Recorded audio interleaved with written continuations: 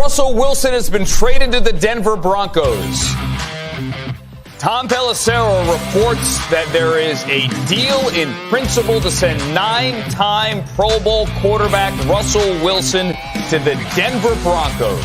In exchange for... All right, back now with you on Total Access with breaking news out of Green Bay. We go straight to Tom Pelissero on the details of what's going on with Devontae Adams, who looks like the Raiders are acquiring him from the Packers. All right.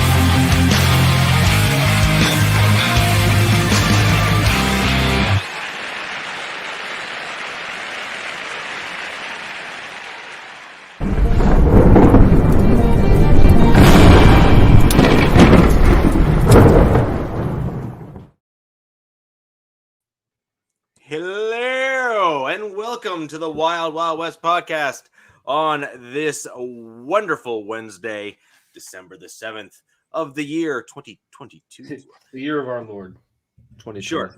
Absolutely. And I just want to thank all of you for joining us both live and after the fact. We have a wonderful show planned for you today with all sorts of interesting things. I do hope my mic is clear enough. I certainly project loud enough in the house here for most everyone to hear me. But I hope you guys can hear me just fine. Over to my left is Captain Jack of Captain Jack Rackham on YouTube and everywhere else you would like to find him. And Jennifer Givens in his house. We have another Chiefs fan. That's fantastic. It's always nice to have. That's two. That makes two or three at least. She just loves her son. Which one is it? Both. Well, maybe just the Chiefs fan. Hey, mom. Mom, I don't want to you raised a good kid. You raised a good kid, Mom. Don't lie to her like that. The midst of all this, for you to say something like that means a lot. No. This is how I ingratiate myself with people. I say good things about their offspring, and then they feed me chocolate chip cookies. No, it's an ulterior motive. Clearly, an ulterior motive. Okay. Well, Mr. Gibbons, you now know why your son got complimented. Now Captain's just looking for chocolate chip cookies. Yeah, and I'll send you my address. You can just and it don't have to be like immediate mail, but within the 3 days, and it'll be within 3 days. Chocolate chip. You can also do like chocolate butterscotch. You can put like walnuts in them. I'll get with you, honey. We'll figure it out. Where are we gone already? We're not even 5 minutes into the show. Oh yeah. It's the rails have been removed. I don't think the rails were once there. We're bowling with no rails here. Yeah. He's riding high this week, so we also have the Alex Givens via Arrowhead Attic directly below me here in the little screen 04, and Coach Defense of the Locked Down Defense podcast, which I have to say, you can catch him and Coach Kurt Tuesdays. I know I do, and it's important that I get my digs in with Kurt. It's a Tuesday ritual at this point, and let's keep it up. Exactly. I don't know what the show would be like if we didn't have. Okay, Mom. At least by Christmas. At least by Christmas, okay? And we're back. 'Cause I know you probably have nothing. I know you have nothing to do between now and Christmas, right? Just send them something from the bakery and make it seem like you did it. Yeah. No, I know. I will know. I will know. I know. I know, like bakery you're Santa stuff. Claus. You're connoisseur of all things baked goods. I understand. I knew you were Santa Claus. Hey, I didn't get this from nothing, man. Hey, I'm just saying. Yes, DZ. I do exist in most places on the YouTube, and what you can really try to figure He's out everywhere. is how I'm able to comment on multiple videos at the same time. It's a skill. I do have that one. So, ladies and gentlemen, we're going to dive right in to the week that we have just had. And I think we may as well start with the only winner. Captain, take it away. You gotta have double thumbs up. Was it Buddy Jesus on this one for the show?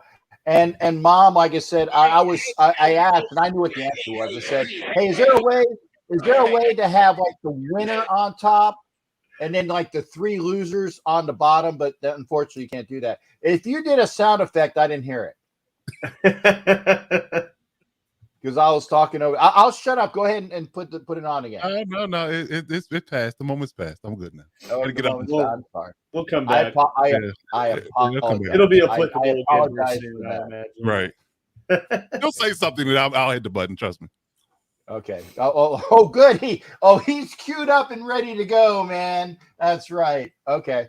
We did play a game, and we did. Oh, that's why Coach has sound effects queued up, because the losers down below. You don't get to say that too often, so bask in your glory, sir. Go ahead. Okay. And I had you queued up. I went and I even paused for effect, man. That is what you learn in the business, pause for effect. Anyway, and I will say I want to thank Coach. He was correct in that he did text me and I was like, whoa, I got to check that. I got to check. And Coach did. And it was like almost right after it was about what, second quarter, right? Second quarter, yeah. Mm-hmm. Yeah. But he had started immediately. I just didn't get it until the second quarter. Yeah. You're responsible in the second quarter.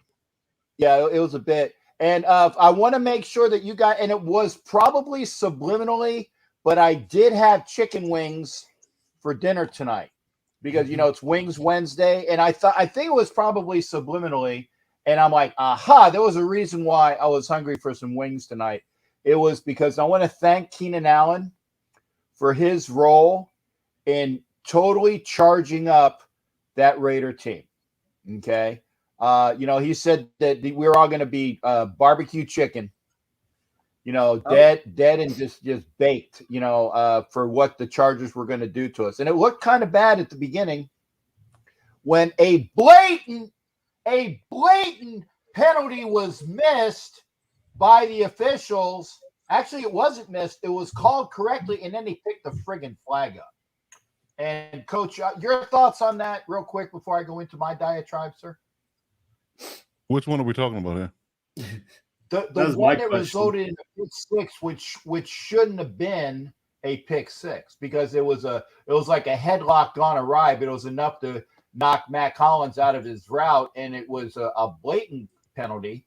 And the pick six, which Callahan, that guy Callahan that everybody loves to throw that name out, scooped it up, or actually popped it up out of him and ran for the touchdown. And it was horrible. It was horrible. Slot god, that's what we call him. He's the slot god. Yeah, that's him. Yeah, he's a slut. There you go. Yeah. Slot. I didn't say slut. I said slot. Yeah, okay. We heard it. We heard it from Coach. You called him a slut. Everybody here is. I heard it. That's right. He's a slut. I heard it. That's right. Send this to Callahan. Yeah, look what we have misgivings here. We need to be careful about the words we're using. Okay. Yes, okay. Coach. How dare you? How dare you? Say? Especially talking about wings. Okay. Anyway, get back to point. It was a great game. It really was. It was nip and tuck, especially the first half. It's like what 13-10 at halftime, I believe. I know it was like it was real close.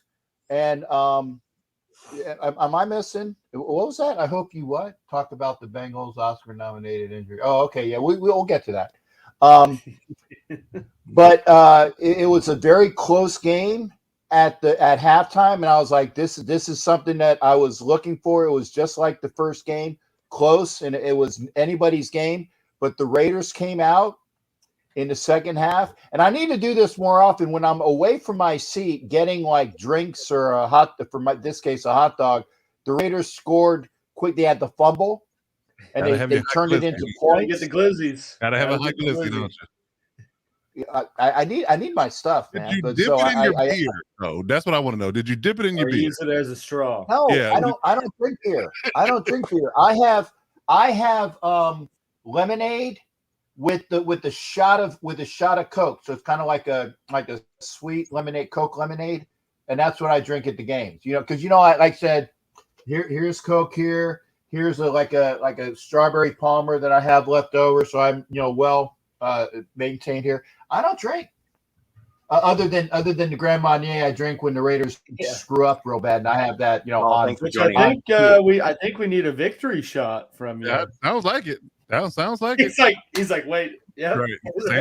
On cue, and Coach, sir, this is to you for a fantastic game that the Raiders had. It was a fantastic game, and for all in the house, a victory shot or a shot of sorrow, depending upon who you are, for my Raiders. There you go. Roll in. To you, sir. I gargled so you can see I actually had it. This is literally a shameless Canadian thing. Is that a whiskey? This is a maple infused whiskey. Yeah, it looks like a whiskey. Yeah. Okay. All right. That sounds dangerous. Yeah, it does sound dangerous. You got a lot of it too. That's the problem.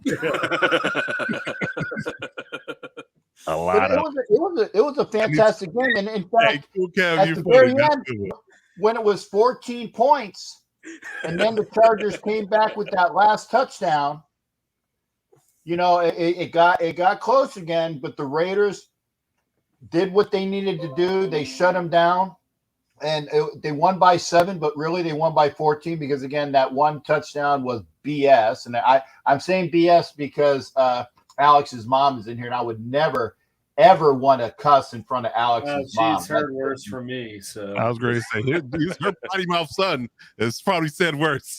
Yeah. But out of respect for Alex's mom, who's going to be making me some wonderful chocolate chip cookies, I appreciate it. It was a great game. And again, Coach, honestly, it was a pleasure hearing from you during the game. It's good hearing from all y'all. Cap, your class act, man. Your class act. DZ, you'll be either pleased or disappointed to know that I do not own a Newfie tuxedo. And the Newfie tuxedo, well, in Canada, we kind of make fun of the Newfoundlanders, which are on the East Coast. Oh, Newfies. Yeah, and so the Newfie tuxedo is a jean jacket with jeans. Oh, Dan. Oh, okay. So it's jean on jean, and I do not own one of those. And frankly, I've actually never owned a jean jacket ever in my life. So then I guess I must be a newbie. Yeah. I've never had a jean jacket. Yeah. I think I was born. So it's December 7th here. Right. It's December 7th here in Canada, and I'm still wearing shorts.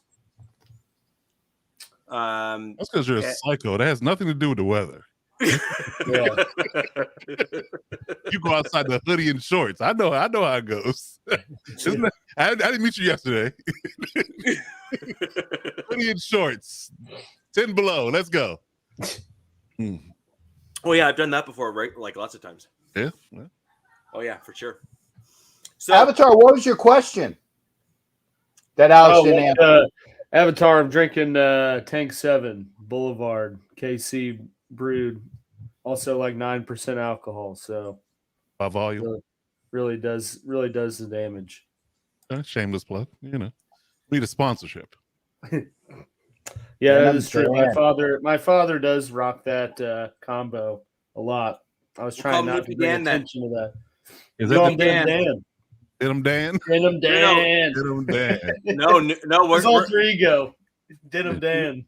Newfie Dan right there. That's all I got to say. We'll call him Newfie, Newfie yeah. Dan. We'll call him Newfie now. Yeah, Newfie Dan. Wow. Courtesy of the Wild Wild West podcast, your dad now has a new nickname, and it's as far as I'm concerned, it's official. Yeah. Oh, it's official. If he's been officially christened, Newfie. Bucket. That's awesome. So, Coach, I am curious as to your take on what happened this weekend versus the Raiders.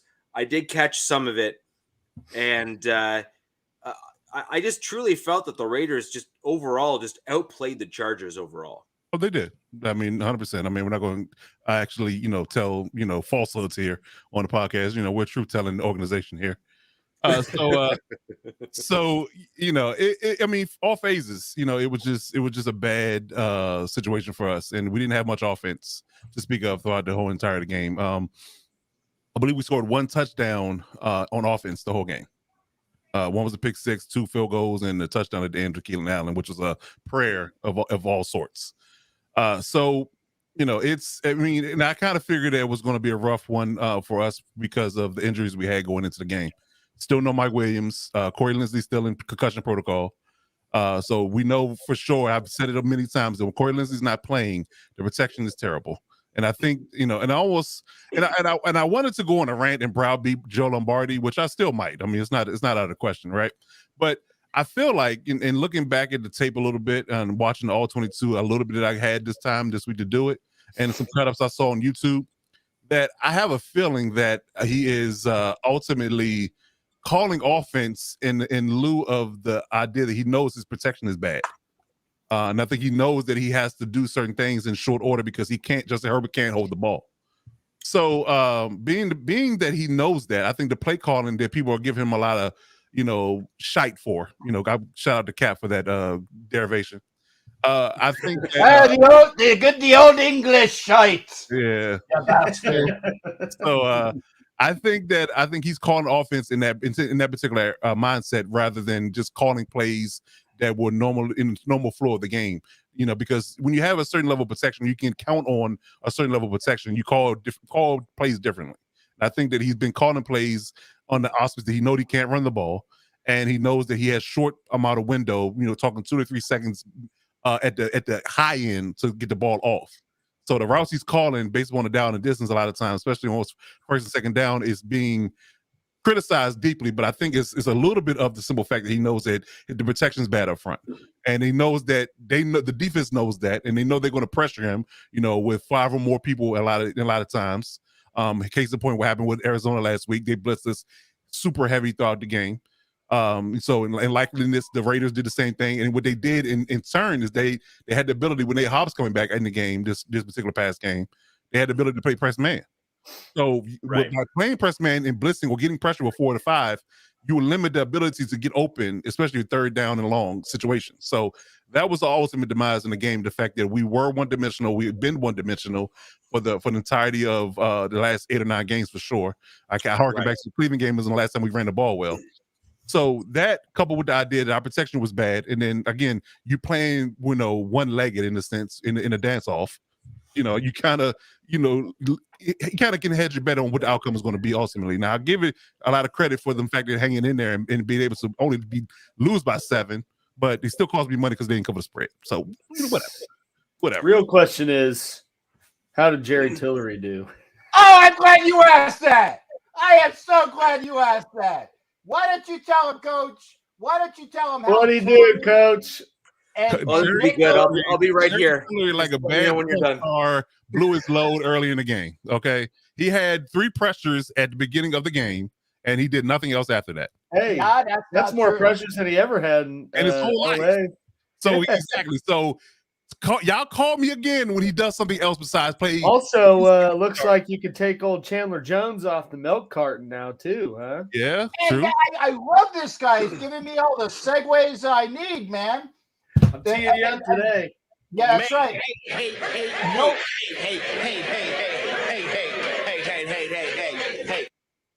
Okay, yeah, I like that. Chandler Jones is no longer on. Is that what I missed the first time? Yes. Or is that okay? That's different. Okay, great. Chandler Jones, 3 sacks, a TFL, and a bunch of pressures in the game. I think a fumble recovery. I might be mistaken on that, but I know he had 3 sacks and a tackle for loss, and I think he did well. But it was because of the interior of Jerry Tillery. It was Bilal Nichols. Yeah. Hey, don't make me get up and do what I did in pregame there, Coach. Yeah, you know what I'm talking about. Okay. We do. Don't we do that. His ceiling was the game he just had. He's never going to do that again. And he didn't have a sack. He had a couple of quarterback hits. He had 1-2 tackles. But That was it.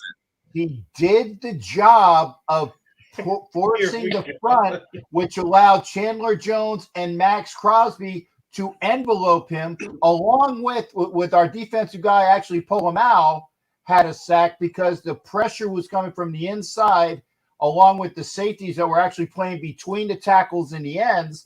That's what Graham did, which was a unique thing. He had like 6 guys up front.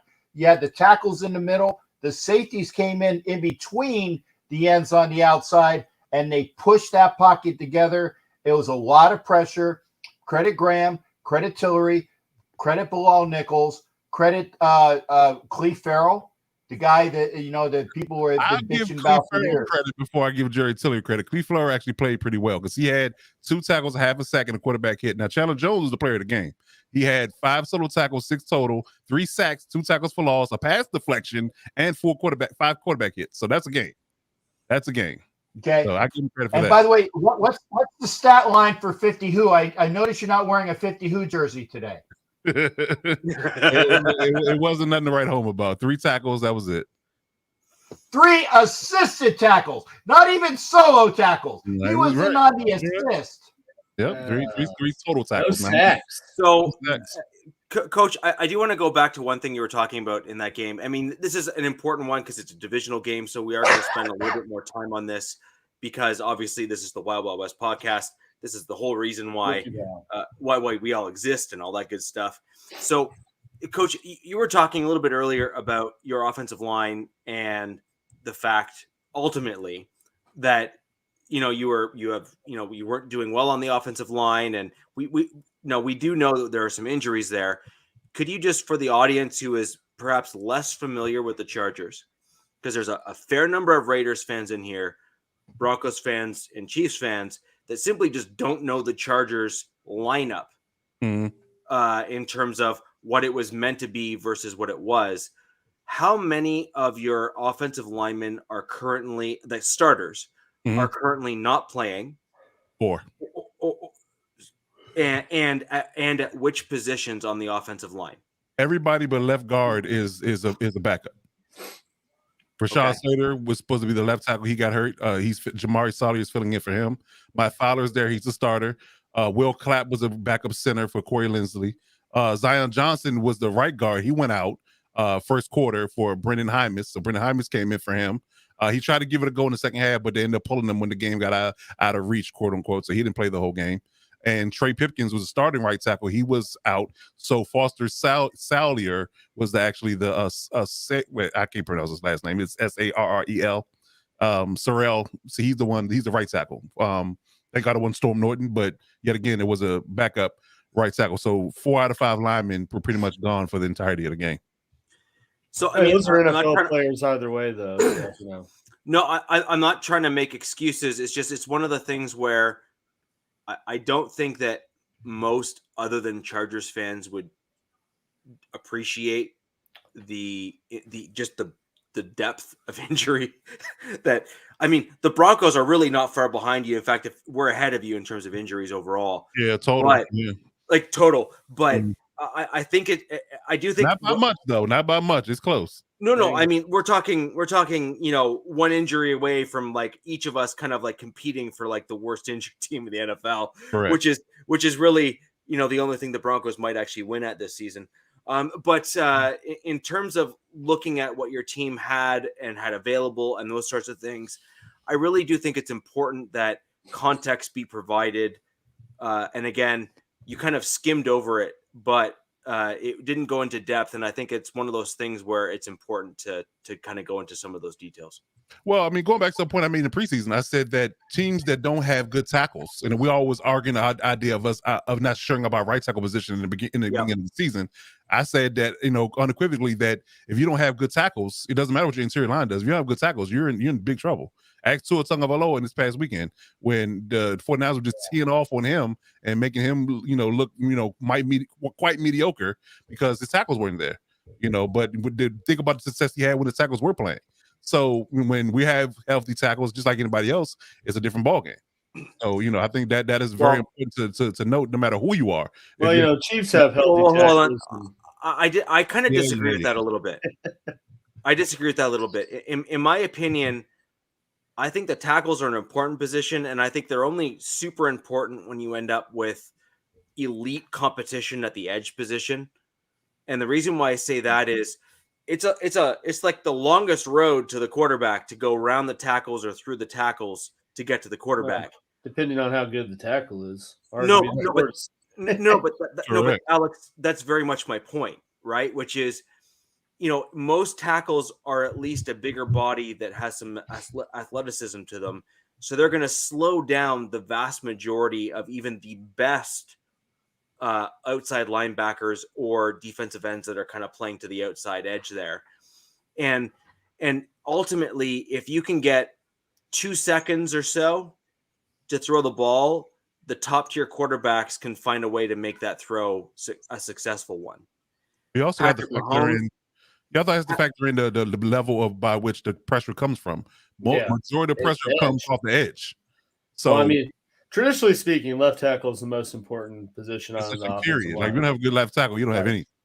No, but but what you're talking about, and I think that my comment may be being missed, is if you have poor left tackle and right tackle, then you're probably getting a second to a second and a half to throw the ball.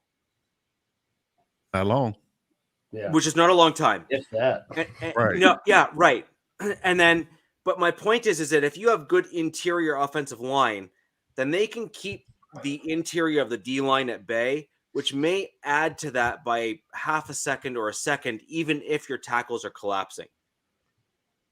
And if these quarterbacks can step up into the pocket with solid interior offensive line play to help combat against poor outside like tackle play, then I think that makes a bit of a difference. Now, if you have like what the Chargers had, which was bad all around, then you're just done.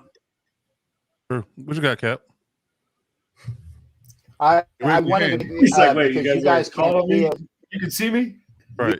No, you guys can't see it because it's only in my YouTube. Is that Stuart Weigert would like to voice some insight into this conversation, but since this is an MHRT produced show, I would not just arbitrarily just give him the link for a quick moment about talking about the Raiders and Chargers without the permission of the entire crew. Stu, I saw what you. This is this guy's show with it. I'd love to have it come on, but I'd like to make guys real quick because Stuart would probably give a Raider view from a professional who did play the game after we are done talking about the game for a little bit. Where's Stu at? I don't see him anywhere in the chat. Well, yeah, he's in my chat. Stuart, say something. There you go. There, yeah, okay, yeah. Yeah, see who gave. Okay. Right. So there. So forgive my ignorance. What's Stewart's affiliation with the Raiders? You don't know who Stuart Schweigert is? No. Should I Google him? Coach, do you know who Stuart Schweigert is? Alex, do you know who Stuart Schweigert is? Of course.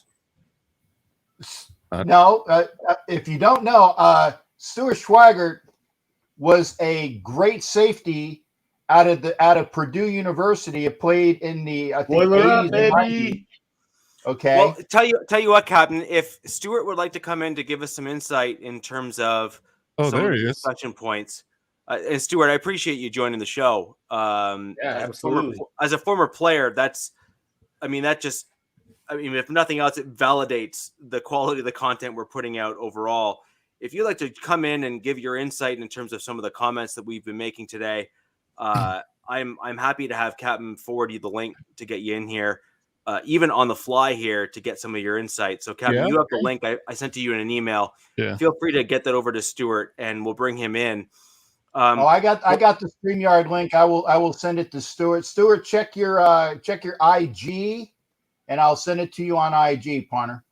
And just in the meantime, as Stuart gets that link, let's quickly discuss the Chiefs and Bengals game. Because I have very little that I want to talk about the Ravens and Broncos game, because I would prefer to forget it. Alex, I guess your mom was referring to what we'll call the wounded tiger moment. Right. I will take credit, because I just kind of came up at that on the fly. But if you want to go ahead and go into your game a little bit, we'll bring in Stu to talk about the division battle there. Yeah. Because I love getting input like this from former pros. MHRT Network has had several Broncos players on over the last 5-6 months. Love getting input from professional players that have a unique insight into the game. I could definitely gloss through this game, because it was a very unforgettable one. But I think you saw in this game, they didn't really overly shoot themselves in the foot all that much. Dear Stuart, what's going on? Oh, just checking out Stuart's YouTube page. My boy. Oh, Chiefs, KC, over generally speaking, didn't really shoot themselves in the foot all that much. I think what became pretty apparent is, in games like this, especially at the end, going for the field goal and then needing to stop, and they just, got what they needed to get every time. I think that this is the most apparent thing from the game, is the clear lack of serious investment in pass rushing, specifically edge rushing. And then he got to a point where Burrow kind of could he knew where his spots were going to be. He had the time to do it. He wasn't overly pressured. So it just kind of came down. I mean, they were in it. Bengals are a hot team. They're getting good at the right time, kind of like they did last year. They're definitely going to make noise in the playoffs. They were right there.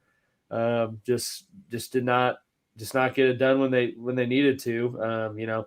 There were some questionable things, like the Oscar performance my mother alluded to, when the Chiefs got down into pretty much, I think, 4-yard line, and was it Jesse Bates or the safety?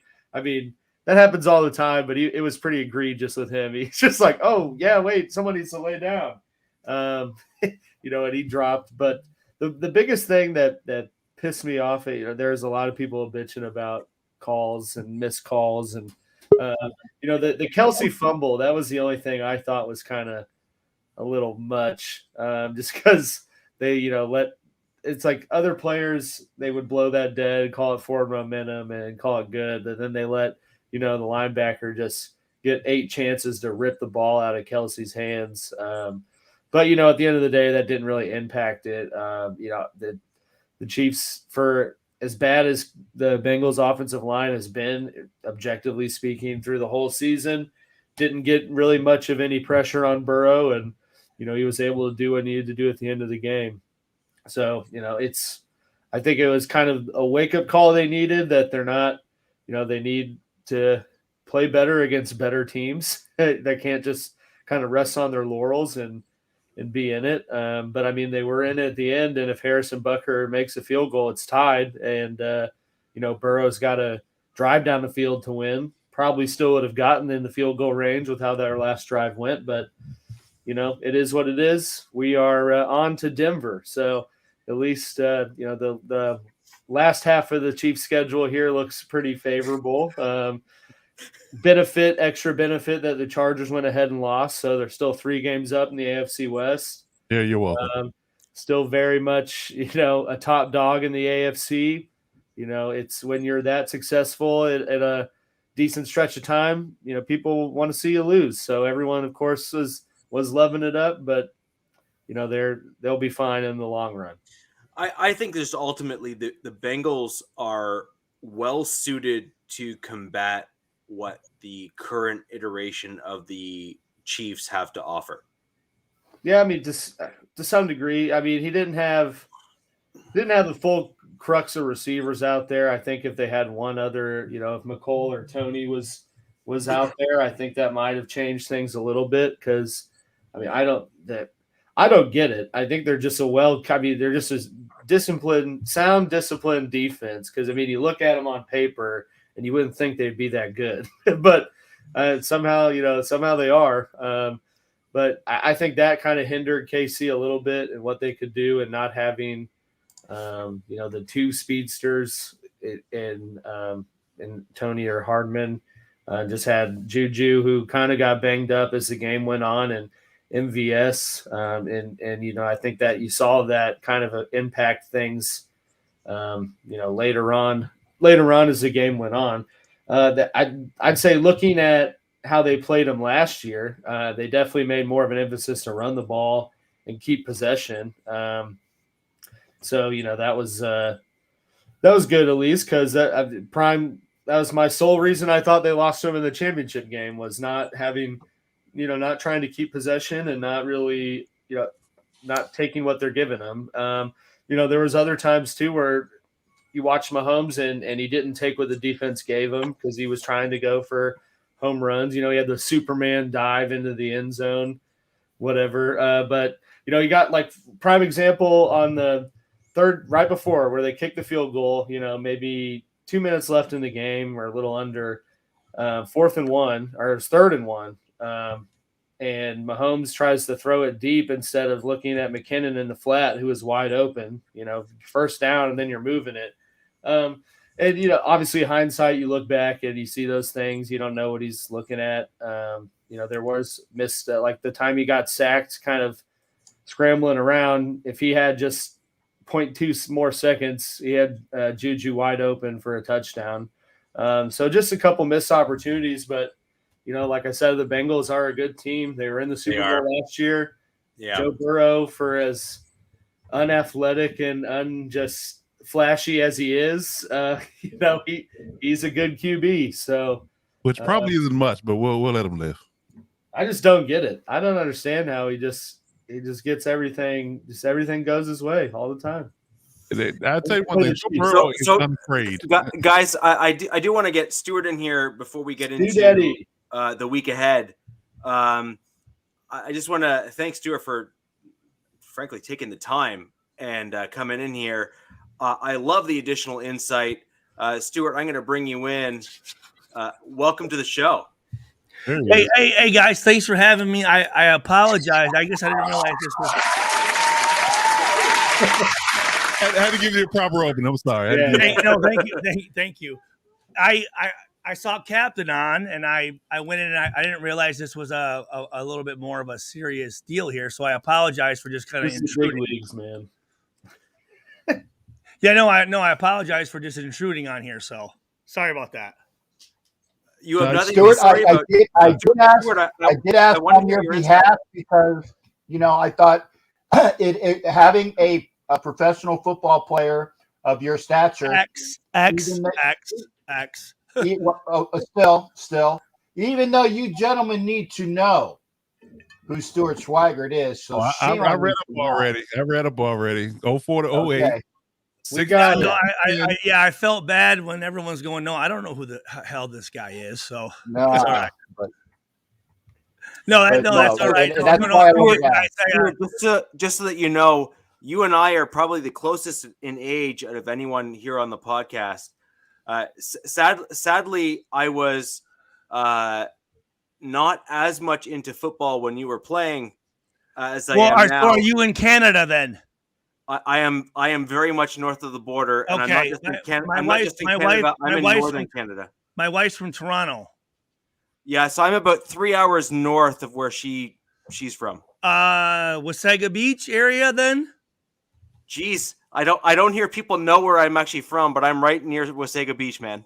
Yes. All right. Good. All right. I am so your wife will actually know this. I'm quite literally about a 5-minute walk to Lake Simcoe. Okay. Yes. Yep. Which is the best perch fishing probably anywhere in the world. Yes. Yeah. I'm actually from Michigan. I grew up in Saginaw, Michigan. And I'm not a big fisherman, so I apologize for not knowing anything about. I mean, I know a little bit about salmon. I like to cook salmon. Perch are a relative of the walleye family. Okay. Which most people know. And the walleye are don't they have the big underbite with the? Yeah. Okay. Yeah. And they're fantastic eating. Lake Simcoe is so rich in perch that there is a 10 fish limit every day. And so, I mean, it's just ridiculous. Yeah, don't lie, Richie. Willie Wayne knows what you were doing. We know the truth. He knows. So how long have you guys had this AFC West little group here? The entire year. The entire year, man. Yeah, pretty much since April. We kicked it off in April. Well, I apologize for not knowing that.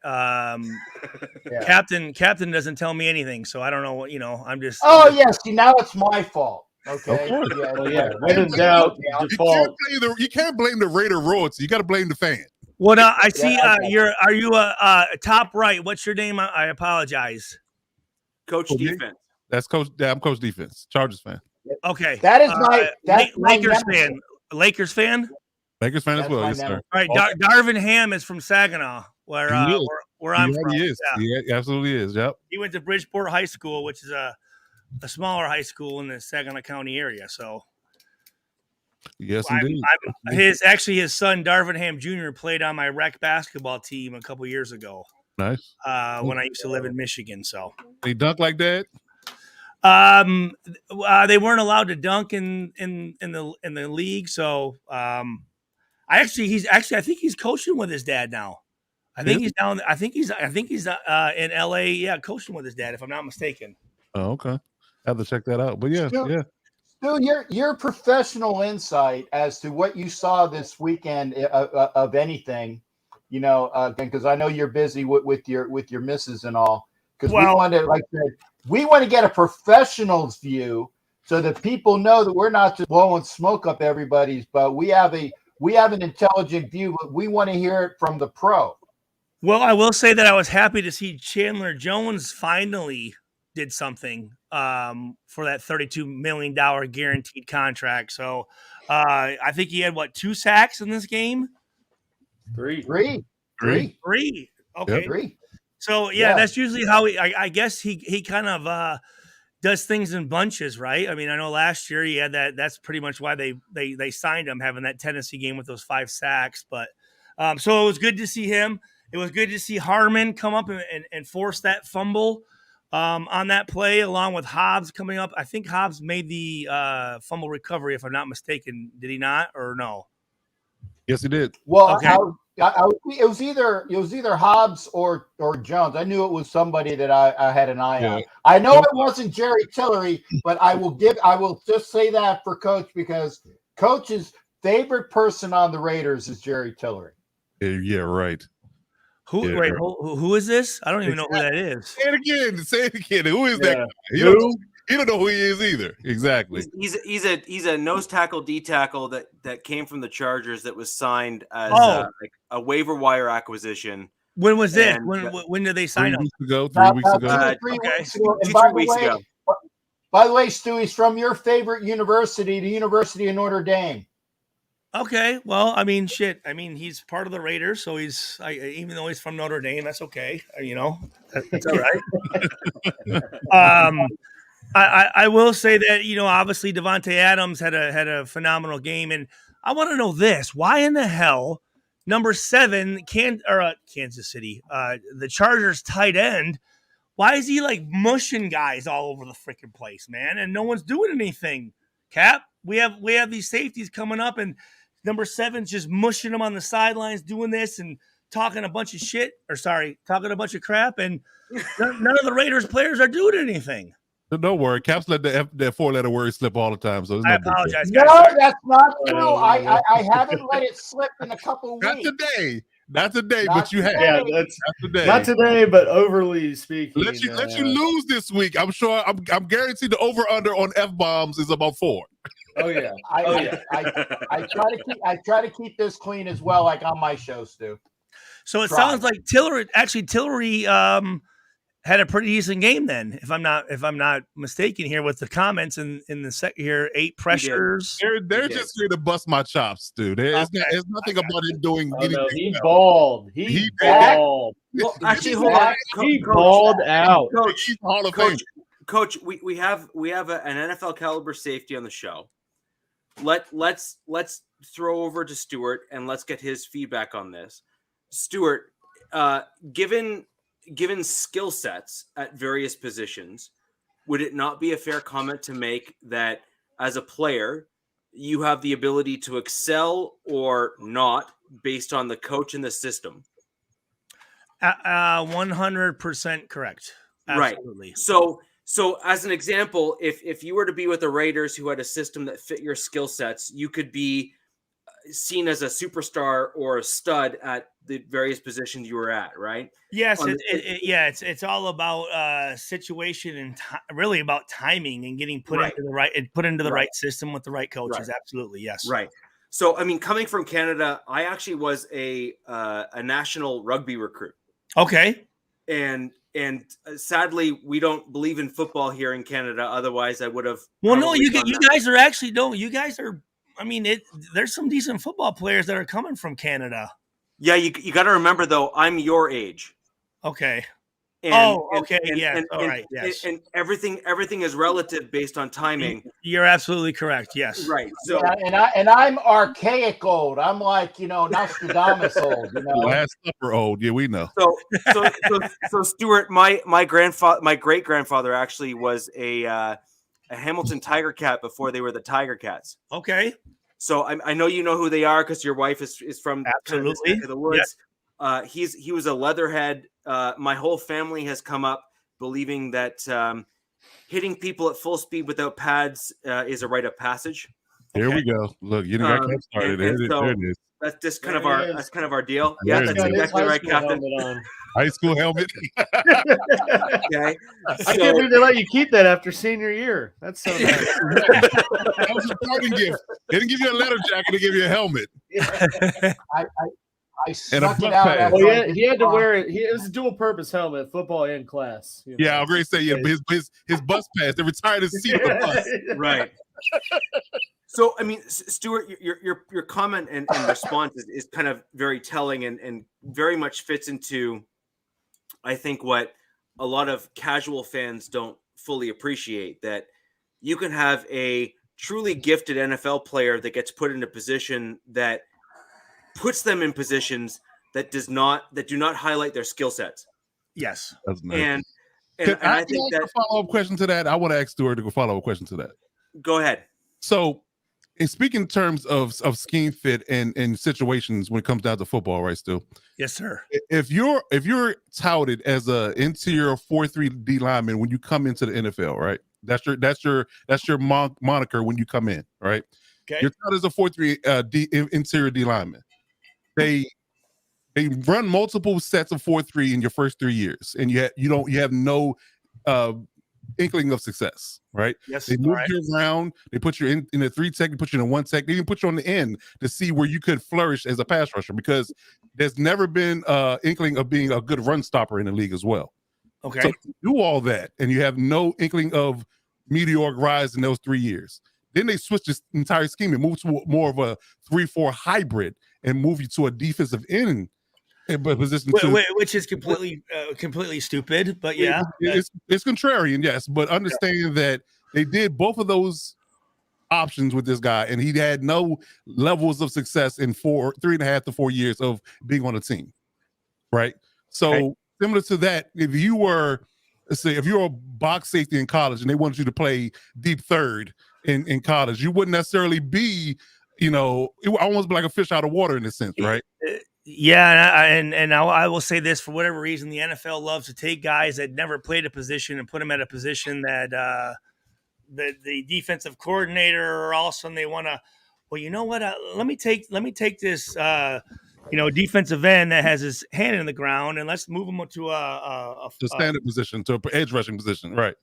Or not even that. Just put him as an outside linebacker and have him guarding tight ends and slot receivers. Playing in space. Yeah, exactly. So my point, I bring this up to say that I feel like they've given Jerry Tillery an apropos opportunity to be successful, and they move them around. They try to get any and everything out of this guy as far as production is concerned, and putting him in every place on the field that they possibly can, outside of covering space, like you say, alluded to, and allowed him to be successful as a first-round pick. And he had no discernible success. What year is Tillery? He's in his fourth year. Okay. Year. So where's he from? What college? Notre Dame. Notre Dame. Sorry, guys. Yeah, that's right. Oh, that's why. That's why he's bad. So should I be confident at all as an NFL coach that you have any level of success up to this point? Should I have any confidence in that?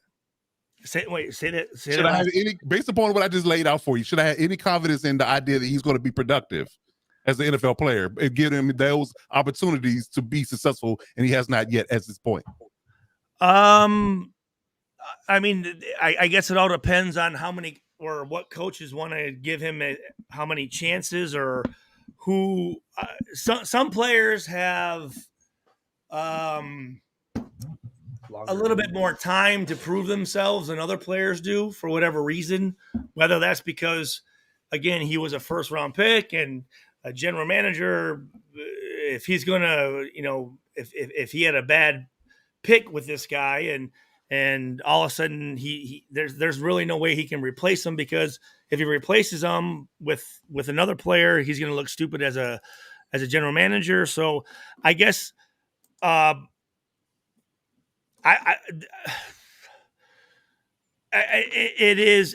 guess it's case to case, really. I mean, depending on who the player is, who the organization is, who the head coach is, who the general manager is, what situation the team's in.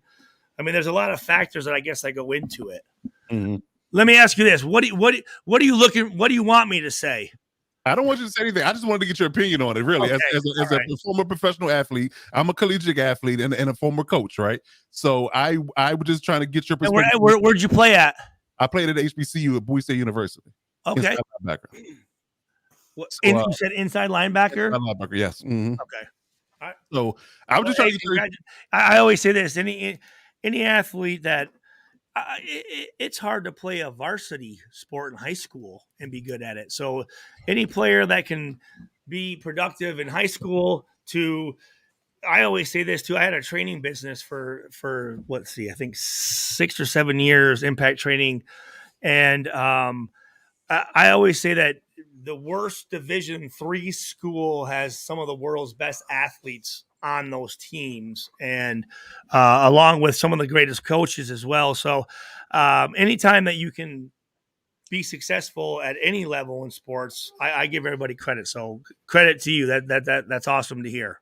Appreciate that. And congrats on all your success as well. Hey, I did too, man. But hey, whatever. all you got. I mean, anyone. We have the rugby player right here, right? Yeah, I just played in a linebacker, and Santa. That's what we got. We got rugby players. Oh, it's Santa. Let me. To Kansas City. Obviously, you have one of my closest friends, or not one of my closest friends, but a player whose actually girlfriend lived right across the street from me, George Karloftis. Okay.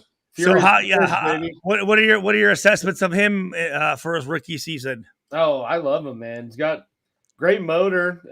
Always back there. You haven't seen the sack numbers you would have thought with kind of where he's grading out in terms of pressure and everything else, but very much been as advertised where they picked him, and I was excited when they got him. I didn't think he'd fall that far, but I mean, I think he's coming around pretty well. And honestly, I don't know if he's he can be the guy in terms of being the you're like your Max Crosby to your Chandler Jones, but I think if the Chiefs find someone this offseason, whether it be in the draft or some other addition. I think you see him kind of have an even more of an uptick next year when he has someone outside of Frank Clark also trying to get to the QB. That kind of free up some more opportunities for him. How would you compare? How would you compare him to a guy like Jared Allen?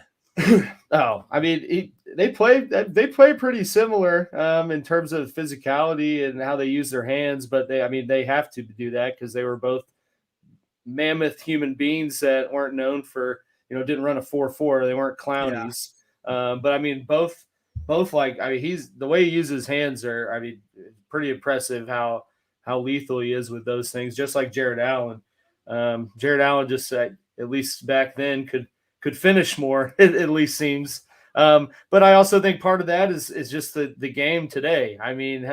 Hell, you like breathe on TV, you might get a personal, roughing the passer. So I think internally some players are a little more hesitant with their twitch than they used to be. But I love Karlaftis. Let me ask you guys this question. My last year in the professional football era was 2012. So I would say that kind of during my era was kind of the last era of being able to actually hit people, right?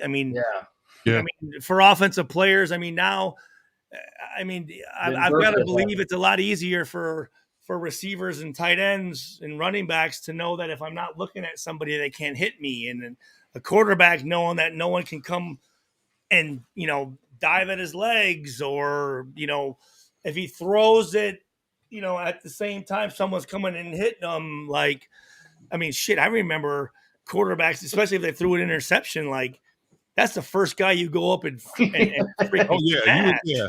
The quarterback would definitely get quarterback hit. And the lineman. Oh, definitely. There's a lineman I can ear hole. There you go. Yep. So would you guys kind of agree with? Absolutely. It's hard to judge. I think it's hard to judge defensive players nowadays because it is. You're right. Absolutely. I don't know. Especially coming up. The biggest thing I see is coming up on the sideline. They just kind of and back in my day, I'm that old, but when a guy's running when a guy's running down the sideline, there's no going out of bounds, man. You better come up and you better do something because that guy's either going to put his head down. And also too, back then the running backs used to be able to. There wasn't a penalty to grab your face mask, right? And kind of throw you down. The one that gets me is the roughing the passer when the D linemen are just pass rusher in general puts all their weight on them when they land. That's literally how you are taught. That's how you're taught. You wrap and follow through, right? That's it. Tackling coaching that you gave me all this time. I'm not supposed to use that when I was a quarterback. That makes no sense. That's the one that gets me. Fatso rule. Okay. Well, and it's such a subjective assessment, right? Because you could have one ref look at it no, and then you have another one. And that's where it gets wrong at. Yeah, I know that's the thing that really concerns me is how much authority these officials have. They can dictate a lot of stuff, man. A lot of those penalties are game changers too. We're talking 50-yard penalties and drive extenders, things of that nature. Can they? I know in college. You actually called this out. Sorry, Rich. Sorry, I agree. Rich.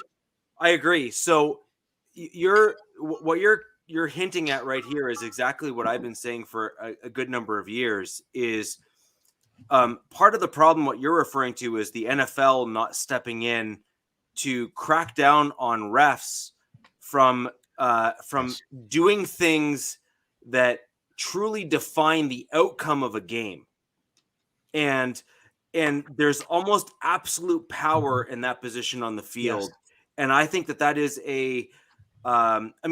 they've started to insert things like, New York reviewing the play.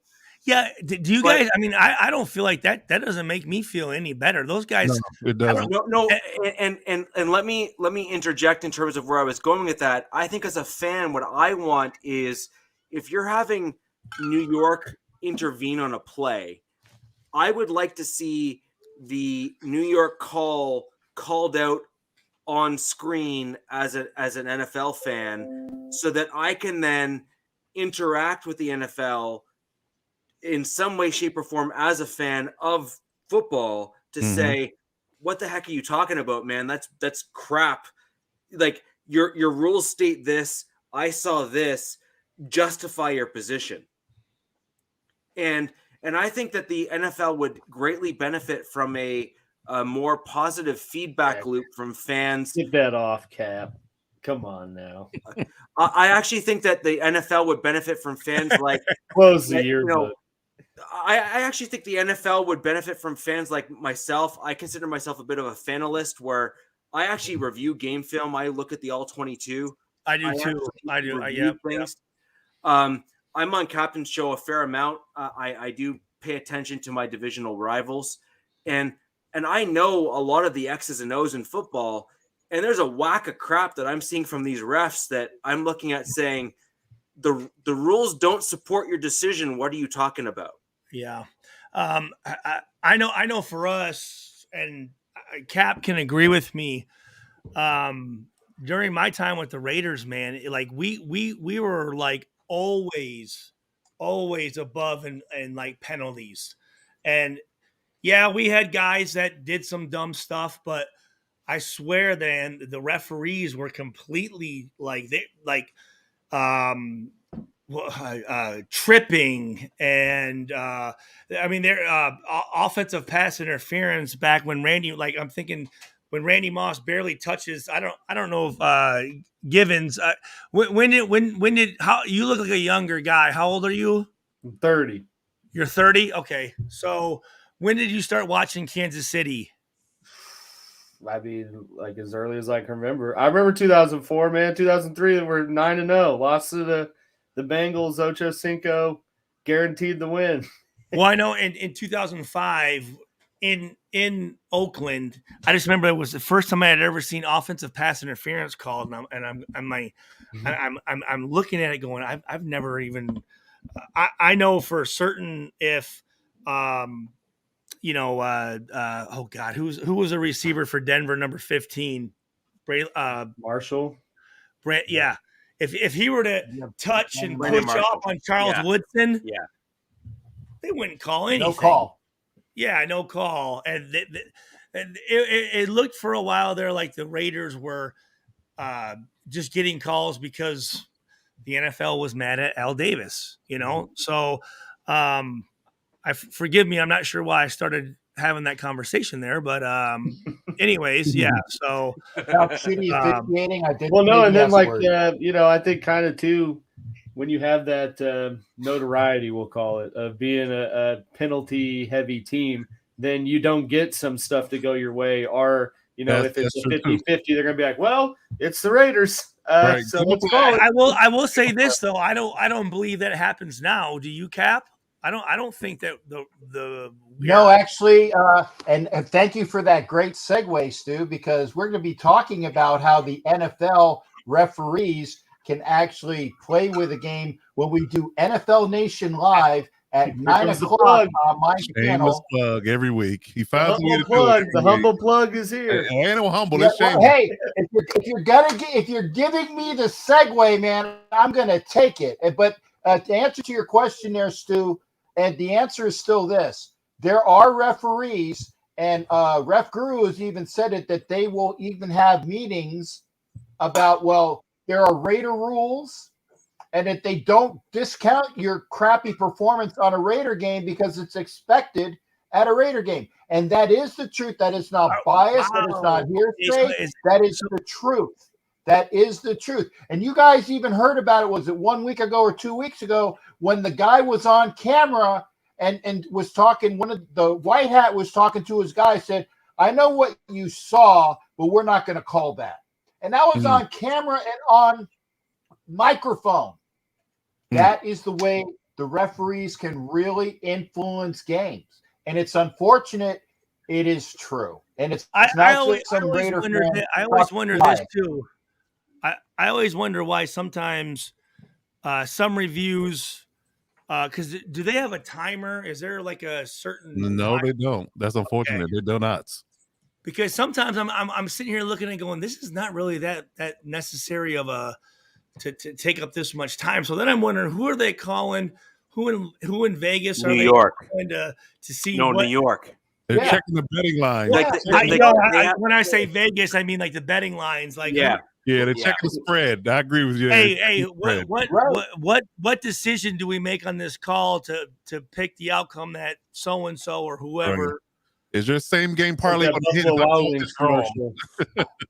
Because Like that I've seen it. commercial, right? I've seen it where That goes to my comment about transparency, right? As a fan, if the call was transparently announced within the game in terms of did that come from New York or did that come from the on-field refs, I think that there would be a little bit more scrutiny available to us as fans looking at it saying, hey, that had more of an outcome on the game from the reffing crew versus New York.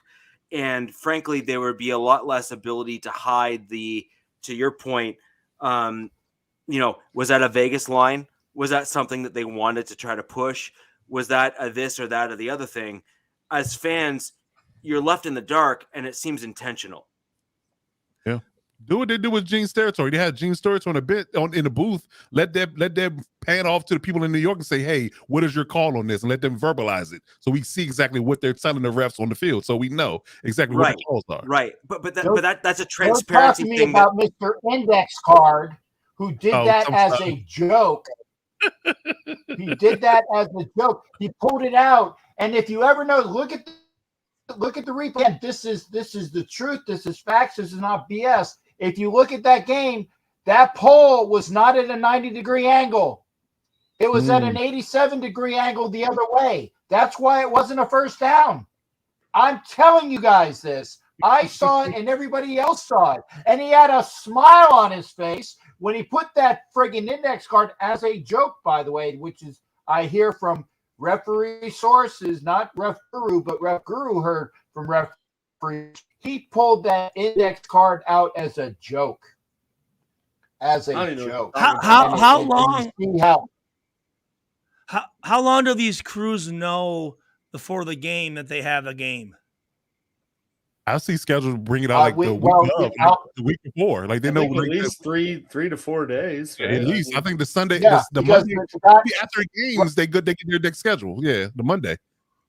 Right. So at least 4. The guys who know who they're playing. Obviously, the guys who are working Thursday are the ones that get the first notice because they got to go from Sunday to Thursday. They're the first guys that know. But pretty much, I think, and I believe, and if you watch that show Monday to Tuesday, people know on Tuesday who is working which crew for which game Tuesday night late. So, Coach, I want to, Captain, rather, while we have Stuart on the show, I wonder if this is a great opportunity. I love Stuart's opinion on your Rams game coming up this week. We have our 3 points.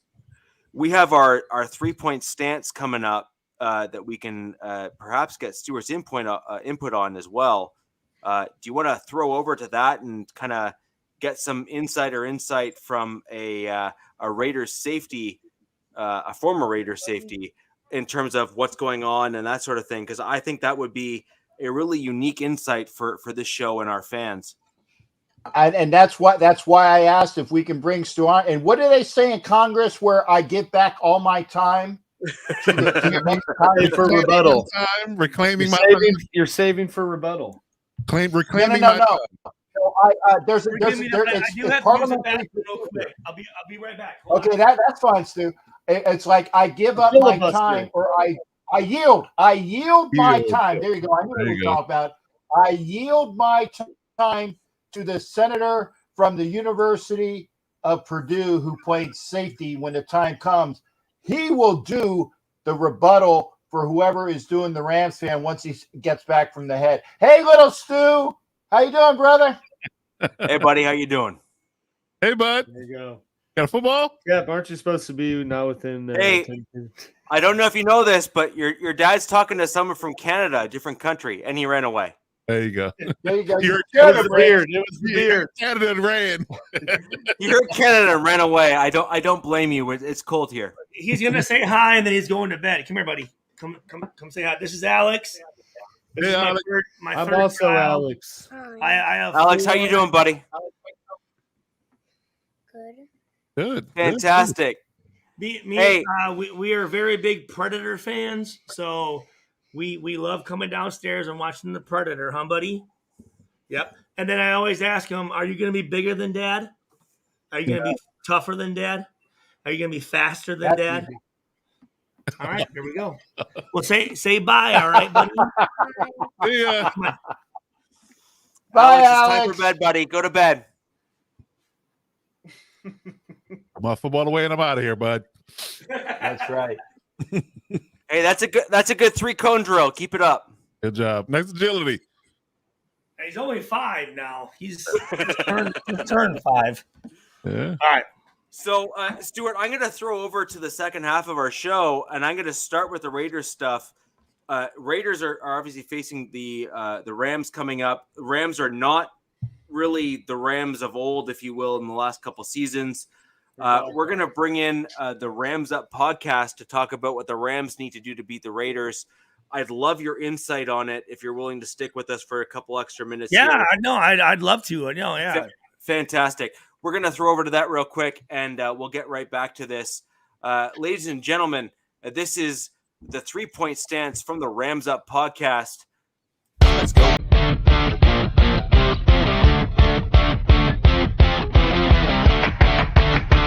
Hey everybody, Mark from Rams Up here. Our podcast is part of the Pigskin Podcast Network. We also have a YouTube channel. Our handle is at LA Rams Up. And I'm going to try to tell you what 3 things my Rams need to do to beat the Raiders. And this has been a bit of a season from hell for the Rams. If you're a Ram fan, just so used to watching this offense produce incredible results week in and week out, and it's not happening this year with all the guys up front hurt. Matthew Stafford, Cooper Kupp out, and Aaron Donald will miss this game as well. But still, there is hope, and I'll go through the 3 things. The first thing I think they need to do, I'm going to start with the defense. As inept as our offense has been, our defense needs to step up, especially in the red zone.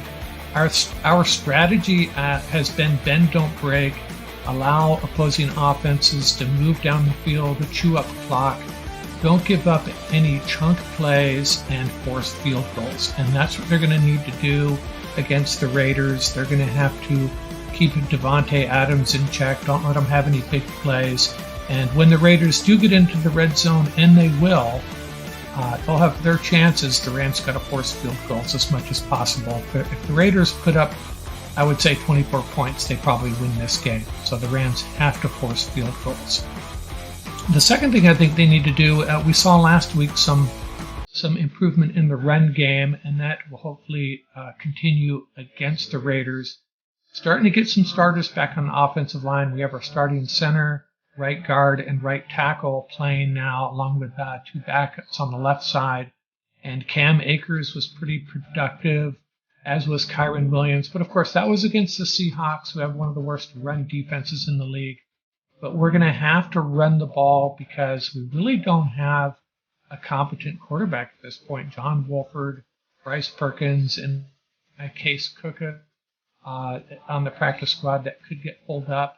I don't even know who the starter is going to be, but John Wolford is a somewhat accurate quarterback with a fairly weak arm and gets the ball out late. Bryce Perkins is a threat with his legs, not so much with the arm as much as you would like him to be anyways. In Case Cookus, I have no idea. Supposedly has a good arm. So we need to get the run game going because we really aren't going to, we just don't have a really quarterback at this. Although there has been rumors they could put in a claim for Baker Mayfield. Not sure he would start Thursday night, even if he was on the roster. And the last thing we got to do is be creative on offense, and we saw that last week. Keep an eye out for Brandon Powell and Tutu Atwell. jet sweeps, end arounds, quick passes. Those guys are dynamite with the ball in their hand. Sean McVay has not incorporated them in the offense as much as he would hope until last week. Maybe having so many guys out forced his hand. And Cooper Kupp, he's a really good deep threat. Had a chance for a big touchdown against Seattle, but Wolford's throw came up about 10 yards short. And Powell and Atwell, those guys with the ball in their hands, keep an eye out for them. The Rams have to find ways to get them the ball. And if Bryce Perkins is the quarterback, I think he can add to that creativity. RPO plays, quick handoffs to Atwell and Powell, and running the ball himself. We have to get the run game going, and that's going to have to be by being creative in the run game and the pass game. So those are the three things: force field goals, establish the run. That's everybody always says that, but in this case it's even more true because our passing game is so bad. And be creative. We have to be creative to move the ball. Those are the three things. If I would add a fourth thing, we need one big play by somebody. We are just lacking in big plays, big takeaways, pick sixes, big sacks, strip sacks. Just hasn't been happening for the Rams. And as inept as this team has been on offense, we need some help. We need a big play like that to get a W against the Raiders, I think. That's all I got. Mark from Rams Up. Those are my three keys to victory for my Los Angeles Rams.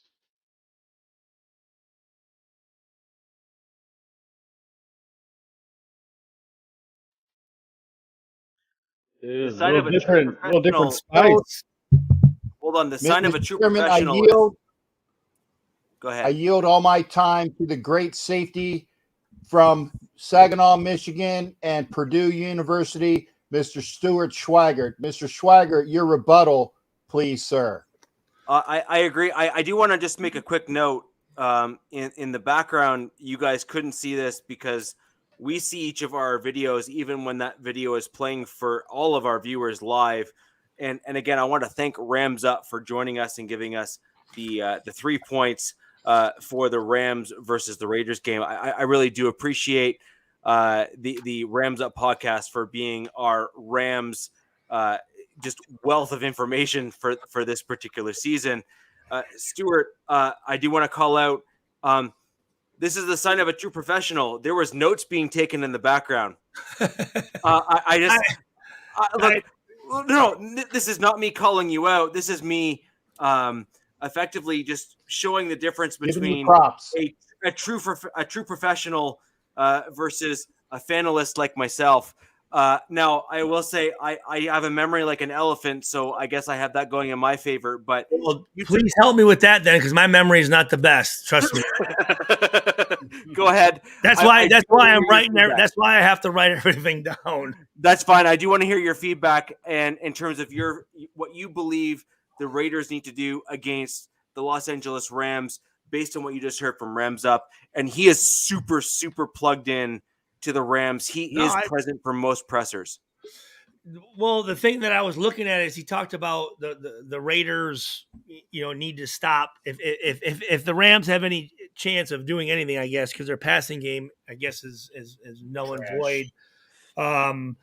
But he talked about the running game, and so I'm like, all right, well, let me see what the Raiders' running defense is, and the Raiders' running defense is number 24th in the NFL. And I looked at the Rams' run offense. We got to be 32. And they're 24 in the NFL. And then I go back to the Raiders and I look at their passing defense, 24th in the NFL. And then I look at the Rams' passing offense. Sorry, the Rams' rushing offense is 25th in the NFL. And then the passing is also 25th. So I'm looking here going, okay, so the Raiders are 24th. So did you say the rushing offense is only 24th or 25th? I don't know how. I have a hard time believing that.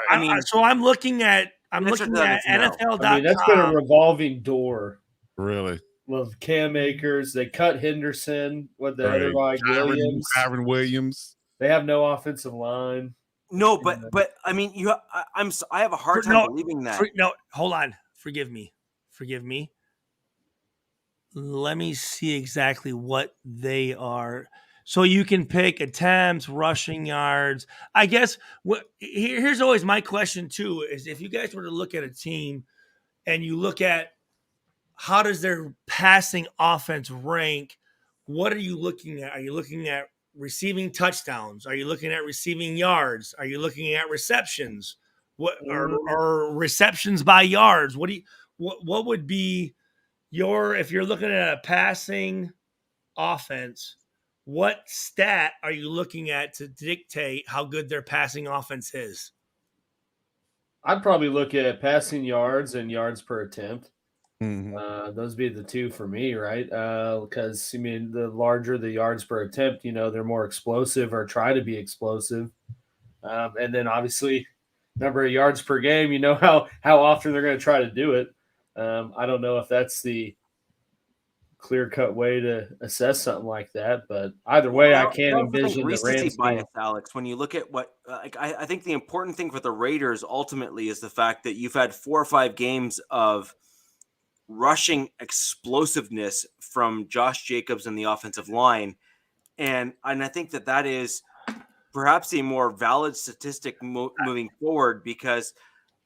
Today in the NFL and generally in the NFL, it's about what have you done for me lately and what have you done now, today, current, recently. And frankly, the Raiders have just killed it in the running game with Josh Jacobs in the last couple games. Yeah. I mean, that's just a fact.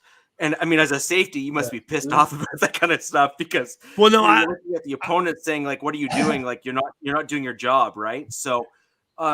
When you look at what the Raiders have done in recent games, they have really, really done well on the running game, which means they're getting to the second and third level of the defense, which is, a victory on all accounts from a running game perspective. My,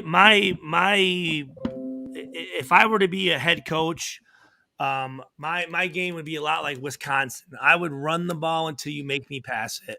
100%. I'd run between tackles. I'd establish. I would wear the defense down because those safeties, they got to come up, and then all of a sudden those guys start going, oh man, you know what? I can't. They're not thinking, and that's when you hit them with the play action pass. So that would be the way that I would always establish the run game, and then I think the biggest stat is turnover ratio. Who's got more turnovers. And when we defensively can create turnovers, Cap, I think we're pretty good at usually winning the ball game, if I'm not mistaken, right? And that would be when we're even or in the plus, we're good. And then also offensively, if Carr can, if we can eliminate the interceptions and we can eliminate the fumbles, which we had one interception and one fumble, which was kind of like I said, that one interception was a bull BS interception, but and coaches even attested to that as well. So was that a pass interference then? Was that pass interference? Yes, well, it was. We can get into the whole long conversation about what pass interference is in this day and age. I'm totally asking. I couldn't see the replay enough to know what happened. So I'm asking you. Was it pass interference or not? I'm not trying to Well, when you have somebody that goes over into a headlock that is a missed headlock, okay, and goes over the helmet, misses the headlock, knocks him off his route, and the ball pops in the air. Yeah, there we go. He tried to pass interfere. He just missed. There we go. Yeah. There you go. You just told us. Yeah, I suppose that's not pass interference. By definition. We just talked you through that. Exactly. That was settled. We can move on. That's our new segment. Is it PI? Right. There you go. So let me give you the general football answer. The team that can establish the run game, the team that can eliminate turnovers, the team that can create turnovers, And the team that, you know what, if we get in the red zone and we need to score touchdowns, and if not, at least field goals. So missed field goals will go into that as well. That's like the general. Usually the team that can do that is the team that's going to win. So that would. I'm not good at projecting stuff, guys. I'm really not. I hate projecting. I hate giving predictions because usually when I predict, I'm always freaking wrong. So I don't, and I get it. The safe prediction. I get it. Yeah. Don't say anything. I think the Raiders could win. I think the Raiders could lose. I think both teams are somewhat, similar. I know they have a lot of guys hurt, which the Rams guy came out and said a lot of guys are hurt, but yeah. That's every NFL team at this point, though. Every team has injuries. If there's a guy on any roster right now that does not have an injury, he's not playing hard enough, right? So that's a good point. Everyone's going to suffer from injuries, and again, I think I'm going to say if I were to pick one, I'm going to say if defense can create 2 turnovers, will win. And I said I hate giving predictions. I think that's fair. Yeah, I think that's fair. Mm. So, ladies and gentlemen, we have Stuart on the show, who is a professional NFL safety, former professional NFL safety for the now Las Vegas Raiders, former Oakland Raiders. And if you want to go ahead and give a like and a comment down below in the video here, that would be greatly appreciated. We have got a legitimate NFL talent here on the show with us tonight. Ad hoc, I might add, which is fantastic. Just so you know, the more I've ever gotten involved, like the more I really like dipped into like the NFL and like the coaches and tried to get like in there. Yeah. The less I knew, guys. So just let's just preface that. So Stuart, the one thing that I would love to get from you at some point is, and this is the one super interesting thing just from a football standpoint, is I'd love to have a juxtapose guy like myself and a guy like you analyze film. I'd love to. I would love to have someone like you and someone like me analyze like an all 22 film tape on like the Broncos or the Raiders or I don't care. Yeah, we can pick any team. I'd love to have stuff like that, because the one thing that Captain has me on his show for is a lot of the times, like I'm literally the most unbiased Broncos fan you'll probably meet, and for me, I am super critical. He's picking off Jake Plummer in Mile High there. Rod Smith missed the ball, and I picked off Jake the Snake. Nice. Well, congratulations! But standby. Hey, that's a better QB than Russell too. If he was playing when Russell Wilson was playing, he'd just have like about 20 picks. See, I really liked Russell Wilson. I liked when he was at Wisconsin. I'm a Big Ten guy. I've been a fan of Russell Wilson. I just don't like his Subway commercials, man. I don't know what the hell he's doing. I am not a fan of what I'm seeing from him today. I'm seeing a lot of Mr. Unlimited, right? Isn't that what? I'm seeing a guy that cares more about a brand than football. And when you have Richard Sherman's podcast, he talked about no teammate can actually, nobody has his phone number. You got to call his manager who sets up a time. I know. Really? Yeah. Richard Sherman and Marshawn Lynch talked about that on his podcast. 10 minutes. But like, that's kind of. That's not. He is unlimited, He's unlimited. Mr. Unlimited. Right. Anyways, no, I used to really like Russell Wilson. I guess I don't. Not that I don't like the guy now. He's just. When I saw him roll up to is it Mile High Stadium or whatever, and he's in a Bronco field at Mile High. He's in a Ford Bronco, and then he's wearing his own uniform, and he comes out. I was like, that's pretty that's weird. He's corny. Man. He's corny. Corny is. Sorry, Stuart. I do want to interject. I believe the word you're looking for is narcissistic. Well, a narcissistic cornball is what. Yeah.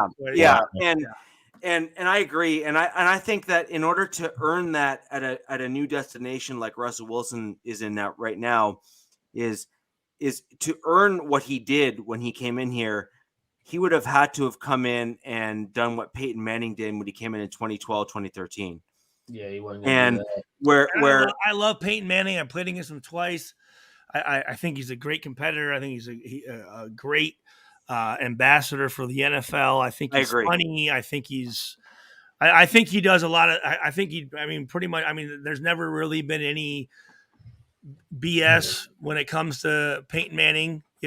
So he's truly a student of the game. Yeah. Well, absolutely. Yeah. Yeah. I remember when we would play Peyton Manning.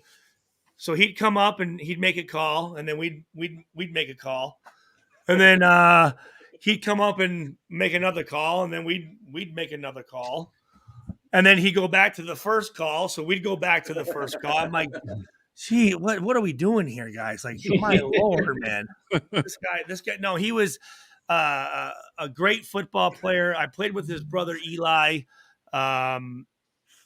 Eli is a little different, but I mean, another great quarterback. I mean, anytime that's the thing. If you can win a Super Bowl,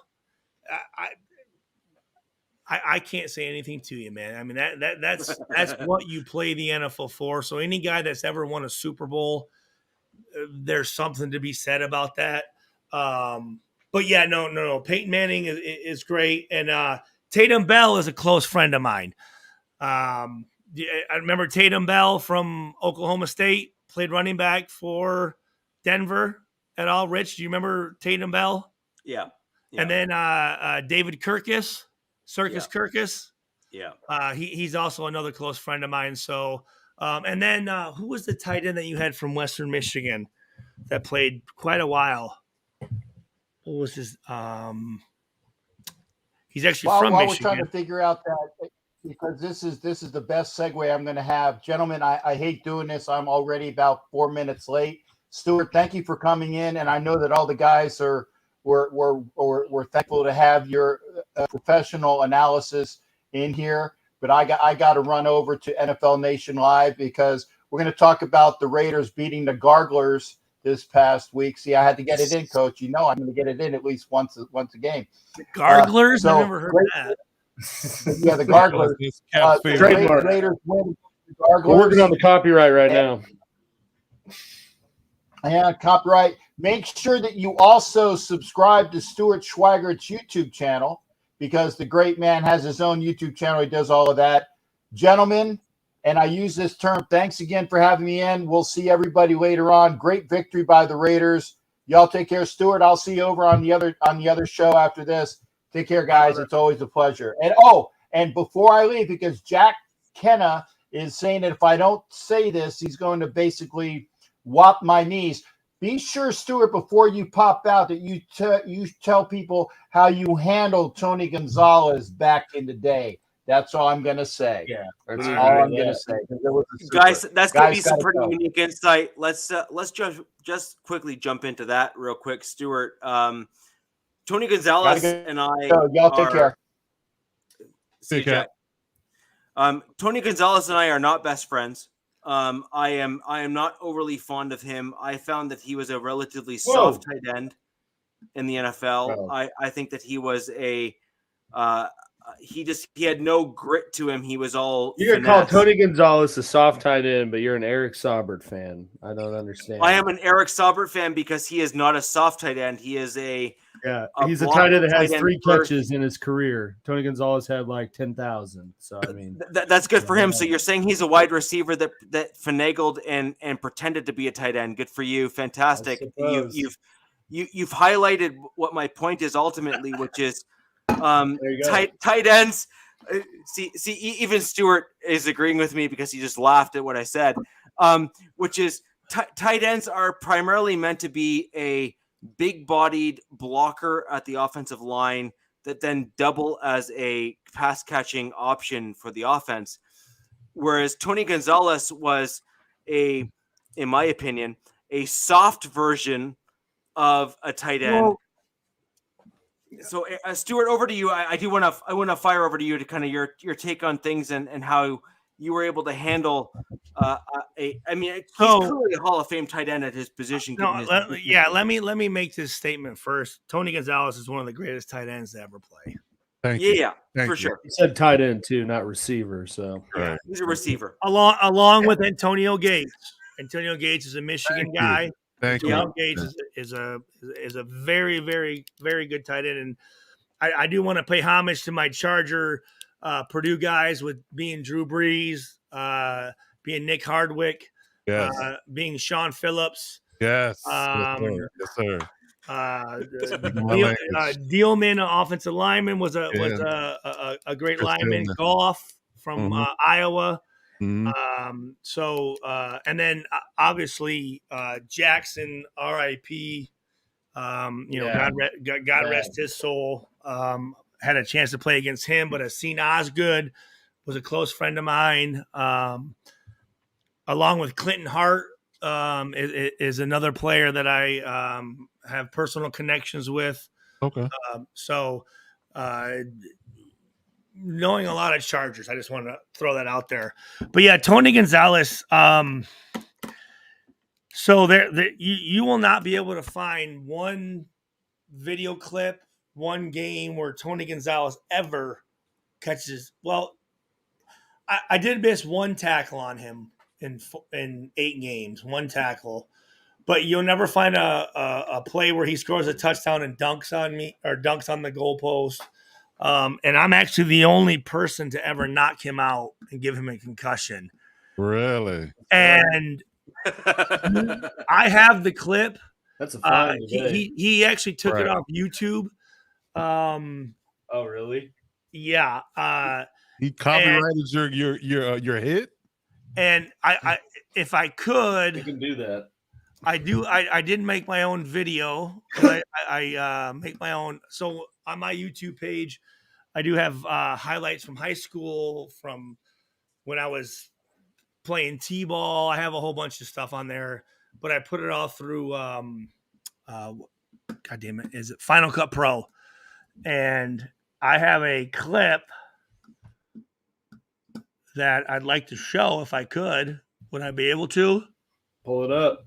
I think you can. I don't know. I'm not. No, it's from all my own. Yeah, I just don't know this StreamYard. If we can, I don't know how the share screen works. I'm assuming it's pretty easy. I know how to do it if you don't mind. But if you do it. So a funny story about Tony Gonzalez. It was, I think, in 2006, and it was in Oakland.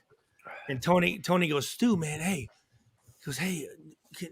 can you stop hitting me in the legs, man, and hit me up higher, or what? Can you hit me up higher, or whatever? And I'm going, I'm gonna hit you lower now. I said, what did you? What the f did you just say to me? What'd you say?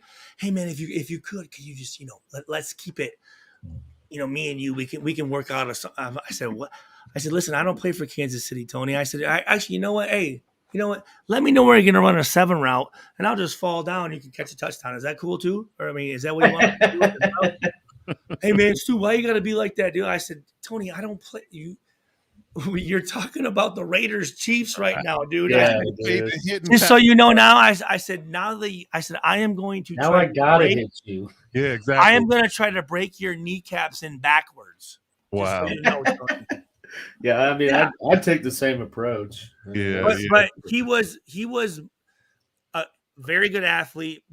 How big was he? 6'6", 6'5", 6'6", yeah. 245, yeah. Before every tight end was 6'5", 6'6". There you go. Yeah. Right. But he was more of a basketball player. He was. Yeah. I mean, he was. Antonio Gates both, I think, were. Well, no, you're right. Yeah. Antonio Gates didn't even play college football. Nope, he played basketball at Kent State. Yep. Mm-hmm. Yeah, I think Tony G did both at Cal, but he did it. He absolutely did play both at Cal. Yeah. And again, I have no problem giving him his flowers, but every interview when he talks about like games like, hey, was there ever a safety that you had to, watch out for or whatever? He will not bring my name up. Will not. And I'm always thinking, you son of a, Oh, here, let me Son of a biscuit. Yeah, play the clip. Yeah, well, no, hey, you guys talk. Let me find this thing here. All right, we'll go. Yeah. So talk about your hatred for Tony Gonzalez, because even when he's on the Thursday Night Football, he's just lame, dude. He's just the only beef I have with him I is guess he kind of talked about Atlanta, like Atlanta was where his home better. Was. That's the only beef I got with him. Otherwise, I really can't have too much. Side note, though, we do have a Dolphins fan in the chat. I guess what my problem with him is that I see the tight end position as being the closest proxy to my position in rugby. And so I played the lock position in rugby. So if you don't know what that is, it's the second row of a rugby scrum. So I was a hybrid between a pass catcher in rugby as well as a member of almost like the offensive line in rugby. And so my height, weight, Stuart, you'd kind of understand kind of where I fit into the NFL side of things. Yeah. What is it? I'm about 6'2" and 240 pounds. Oh, so you're big guy. Yeah. So I could also run a 5-minute mile. Not now, you can't. Now I can't, but when I was playing, I could. All right. So what I was 6'2", 240, and I could run a 5-minute mile. So you were very athletic. Yeah, I was. And so I was a rare breed of size and speed. My family came from a football background in terms of leatherheads and whatnot. And so I was a unique, blend of an athlete. And when I see someone like Tony Gonzalez not being able to block almost at all. Yeah, but at the same time, it rubbed me the wrong way, buddy. I'm sorry. I'm not going to lie. I had to block every day when I was on the field. Yeah, but you're also taking a very archaic approach to the tight end position when you're comparing it to today's game. And Tony Gonzalez, like it or not, was a trailblazer for the blueprint of how teams scout and draft and get tight ends on their roster. I mean, today's offense, I'm not like that at all. Today's offense, from the NFL to any Power 5 school, outside of your outliers like your Big Ten, Wisconsin's, or your run heavy, triple option teams, their tight end is not there to primarily block. Their tight end is there to get a quick 5 yards and be a receiving threat, and the blocking is secondary. So if you pull that up, it'll here we go. Perfect. Oh, here we go. The autumn wind is a pirate, blustering in from sea with a rollicking song. Here's Tony right here. Yeah. Wow. I'm trying to get up. That's a penalty today. He look, watch him. Really stepped over him, huh? Oh, wow. Blow the whistle, baby. Yeah. I missed that type of play. Wow. Like I said, that'd be a penalty today, unfortunately. Yeah. Only time he's ever been knocked out, and he will not acknowledge. Oh, yeah. Wow. Wow. That's actually a pretty clean hit. Man. Come on, Crane Green, you gotta look me off better. Damon Heward. And it was clean. It was with the shoulder. It was clean. It was clean. You're right. It was high, but it was clean. But you'll see more of it. I have more plays. Even in today's, do you know what the sad part about is that today in the NFL they would call that as a penalty, even though that was a completely clean. No, you're right. No, you're right. They would. Yep. Sure They would. Friggin', I hate seeing this Damon Heward highlight clips, though. Come on. Now you see where Chiefs Kingdom comes from. Here goes Priest Holmes. Yeah. I'm trying to break Priest his was a legs. beast. Come here. Come here, bitch.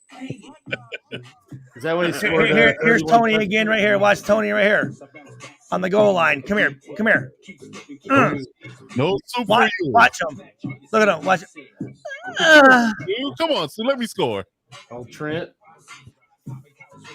Hey, That offensive line right there, though, is pretty dirty. Come here, Tony. Bow. Nice. Fuck off me. Or sorry. Get off. Sorry. Flashbacks, baby. Here we go. Here's another hit of the game. Here we go. Yum. Woo! I love it. Yep. I love it. He ain't looking at me. Hey, watch him walk back to the huddle. Look, as a fanalist, I miss hits like that because here we go. So Woodson hits the ball out, and I get the fumble recovery. And watch Tony on me. I'm like, get off of me. Get off me. Right. Oh, man. And that's the stuff that I miss in the NFL, which is the physicality of the game. Yeah, I know. It's gotten so bad also that kind of the miss receivers the, don't even kind see of the weird. spinners anymore. I So like you have to remember, games Stuart, I'm used to there. getting kicked in the head and then getting up again. Oh, yeah. Right? Like in rugby, that was a common thing where I Is used that to get a Kinnison? foot in the Who face. is that? Oh no, that's more. The butcher. That was that's my nickname, the Butcher. I like it. I like it.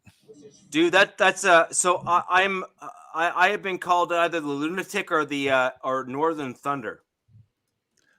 Northern Thunder makes sense. That makes sense. So those are my kind of two nicknames there. It's absolutely remarkable how the game has gotten away from legitimate hits. It's kind of, You can think CTE and everything else for that. yeah. But it's not just CTE. It's the fact that there is a risk in playing a contact sport. And I think that, like, sadly, I think the whole CTE discussion has gone too high in terms of the risk factor, in the fact that you are playing a contact sport. My whole family. Here's the thing: is we all know that. It's just that they need to help out guys that are dealing with this. That's the thing. We're as far as former players go. Like for me, I mean, I was awarded total and permanent disability a year and a half ago. I had over 60 concussions when I played, which I wouldn't trade that in for the world. I would not trade it in. All I'm saying is help us out, man. Like, you know, but yeah, I agree with that. System in and of itself. And I agree with that. I agree with that. It's all I ass agree with that. backwards. So I mean, and when you look at the amount of money that you're talking about, like it's pennies of what 100%, the NFL. 100%. Yeah, 100%. I mean, I remember when I was for the Raiders, you know, when Willie Brown, God rest his soul, would pass a helmet around. Hey, so and so needs a wheelchair. So and so needs home hospice. Mm-hmm. You know, some of the OGs that whether or not they didn't get qualified or whatnot, they weren't able to make it work, and they need, you know, just some extra money just to live, you know, survive, to build a 100%. wheelchair ramp up to their house or something. You know what I mean? It's Right. like the NFL can't. Right. The NFL can't like You should help that guy out. 4 years into the league, you should have full medical benefits for the rest of your life. but Right. it ain't like No, only 5 years afterwards. The only like favorable kind of benefit setup is MLB, man. The rest of them, it's not very good. Like MLB, if you're on a roster for 30 days, benefits for life. In my time, the NFL was the third game of your third year, I think. Yeah, and it's it's either even all or the nothing system too. yeah. All or nothing. Wow. So Actually, forgive me now, Denver Bronco, Kyle Orton. Yeah. And also Jay Cutler. So my roommate at Purdue was John Goldsberry from Santa Claus, Indiana. Heritage Hills Patriot. Yeah. That's where my after my freshman year, I went back to Santa Claus, and there was they called it a farm party, I want to say, and we had like tents, and I'm pretty sure I pissed in the corner of Jay Cutler's tent. I was hammered. As you should though. Why? What's wrong with Jay Cutler? Oh man. No, I like Jay Cutler was actually. a bit I like his not give a shit attitude. To be Yeah, real. he's very. I don't like how his very freaking wife is like, you need to get a job. Like, dude, I played what, 11, 12 years, and you 12 want me years and made like I don't even know how much. and I need to work. Like, Yeah. the only reason people know who you are is because of me. Mm. Jay Cutler was an interesting guy. So he seemed like a guy that kind of wasted his talent in the NFL. And I think that if he truly put more he focus, could sling it, man. He could sling it. Yeah, that was it. No, he worked very hard. It was just his His aura, his demeanor. Yeah. I mean, you don't last that. I mean, I've never been there, but I would like that's to my think point. You don't make you don't make it there if you don't work hard. You don't get a contract if you don't work hard. You don't make it to that level if you don't work hard. But my point is that he had all the he had all the skill sets in the world to be an elite quarterback in the NFL. And I felt he that was though. Yeah, I mean, he was pretty good. Like, no, I mean, look at his support staff though. No, he wasn't. He was a good quarterback at the NFL level. I would have took him. I would have took him right away during my Raider days. I would have took him right now. No, for sure. But the problem with Jay Cutler is that is he had every opportunity to be as good as say a Peyton Manning at the NFL level. I wouldn't go that far. No, he did. Mean, he didn't have no Marvin Harrison, Dallas Clark, Reggie Wayne, Edgerrin James. He did. Like, he did. Offensive line, Jeff and a pretty good defense. Pretty good defense with Bob Sanders, June, Bob Sanders, Dwight Freeney, Dwight Freeney, Robert Mathis, Marlon Jackson. Mm-hmm. But my point is that when Jay Cutler entered in the league, all of the rules in the NFL favored the quarterback to be protected effectively, and Cutler had an arm that rivaled that of say a guy like John Elway even. And I'd say better. Yeah, and I'm trying to be as a Broncos. And I apologize. I'm not a big John Elway fan. I'm not. I don't. Be? I think he's highly overrated. I can prove it. I think so too. I don't like the fact that he came out of Stanford and said, "I'm not going to go to whoever drafts me. I'm going to go where I want." Same thing, though, I have my own. I've met him. On that approach I've met him, and he looks just like the Bronco outside the stadium. Like his teeth are that they're that big. Yeah. Like, didn't Eli do the same thing though? He did. No, that's why I don't. Me and Eli. Not like me and Eli are bores, but we came out in 2004 and we were. I was a Playboy All-American, preseason Playboy All-American, and we went to the weekend in Arizona, and he was there. And nice. Eli did the same thing. Yeah, I'm not going to. I think it was the Chargers, and that's why he flipped with Philip Rivers. Right? Rivers. Trade on draft day. Then you had Ben Roethlisberger in that draft too. You did, and look what he did. And Aaron Rodgers was in that draft too, and JP Losman. JP Losman. On that note, Stuart, it has been Aaron Rodgers was the next year. Yeah. I thought he was in the draft. Aaron Rodgers was 2005. He was the next year. He was 05. Aaron Rodgers was 05. Alex Smith was #1 pick, and Rodgers was like Alex 23rd. Smith. I thought he was in the same draft as Roethlisberger. I'm sorry. That messed with my draft knowledge, man. My fault. That's pretty good, Givens. I got it. Well, on that note, gentlemen, Stuart, it's been a blessing. I appreciate you coming through. I can't get enough of old football stories and legacy knowledge that you've been providing us. I definitely appreciate that. I got to run to do another interview for my podcast, but I thank you and I appreciate you for being here. And I'll cover the Chargers game for you, Coach. I got you. Appreciate that. Don't worry. So if you could please come back at some point, I would love to hear more that you have to say at some point. Well, no, and again, you guys are always welcome on my channel. If you ever see me on or whatever, man, you guys are always welcome. Awesome. I've already followed you on YouTube. So I'll check out your clips as well.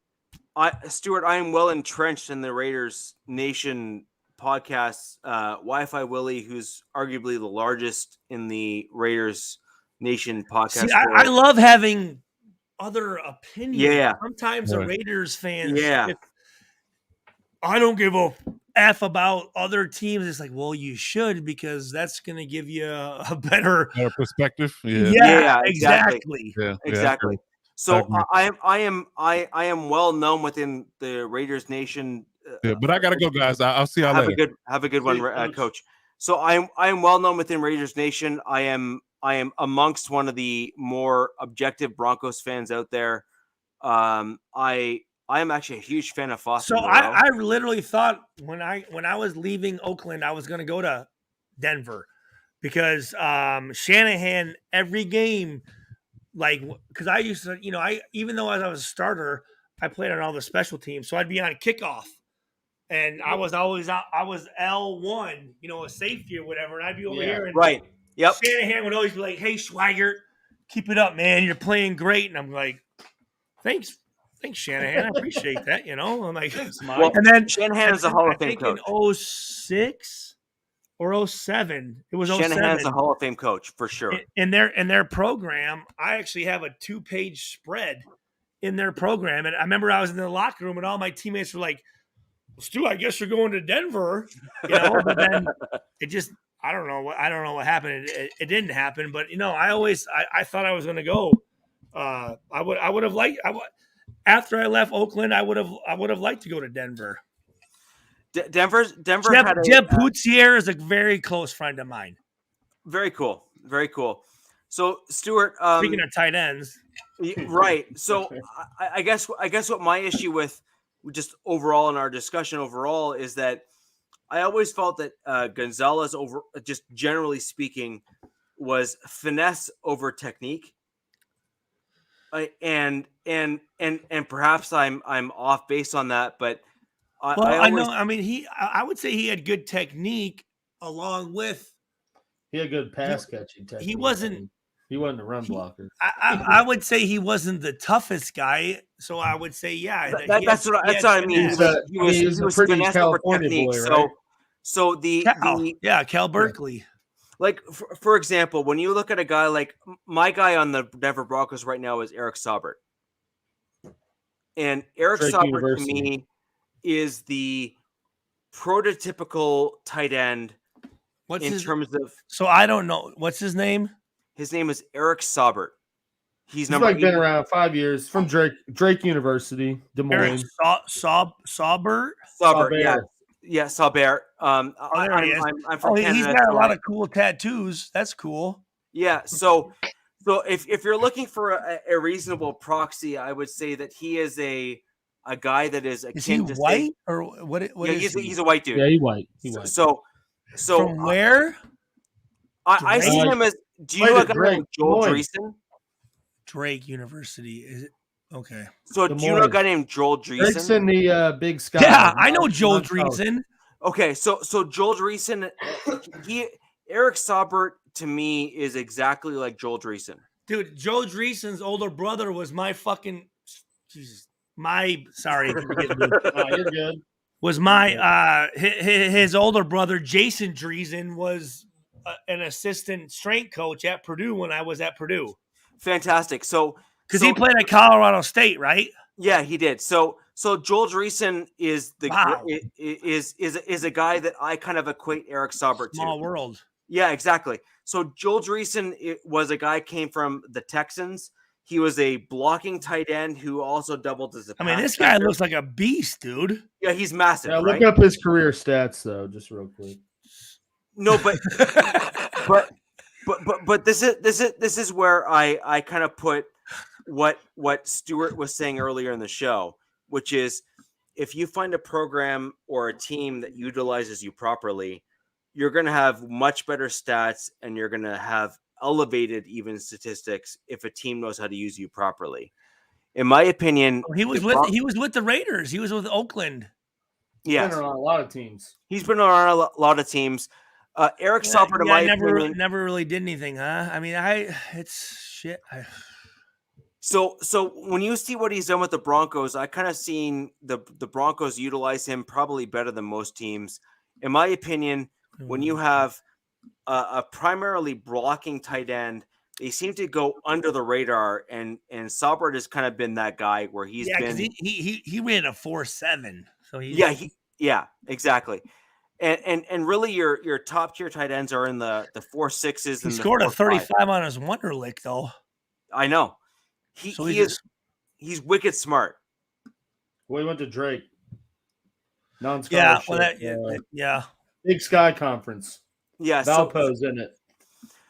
So, in my opinion, he's kind of one of those guys who's wicked smart, knows exactly what to do, how to do it. I think and what Rich to just do. likes that he went to Drake. Like, Drake, since Drake's from Yeah, Canada. Toronto. We Yeah. got it. OTO, baby. Well, see, here's the thing. I didn't even know Saubert before he came to the Broncos. And then when I saw him play, I was like, that's the guy that he should be utilized more. And the Broncos just never utilized him to his ability. Well, I mean, you know what? I mean, But as a former safety, though, you have to look at a guy like that in terms of his size and speed kind of mismatch and say, that's a guy you probably don't want to go against, right? just off of his height alone. Right, exactly. Yeah. Like you don't want to go against a guy like that because he's got a height that's like 2, 3, 4 inches taller than you. Yeah.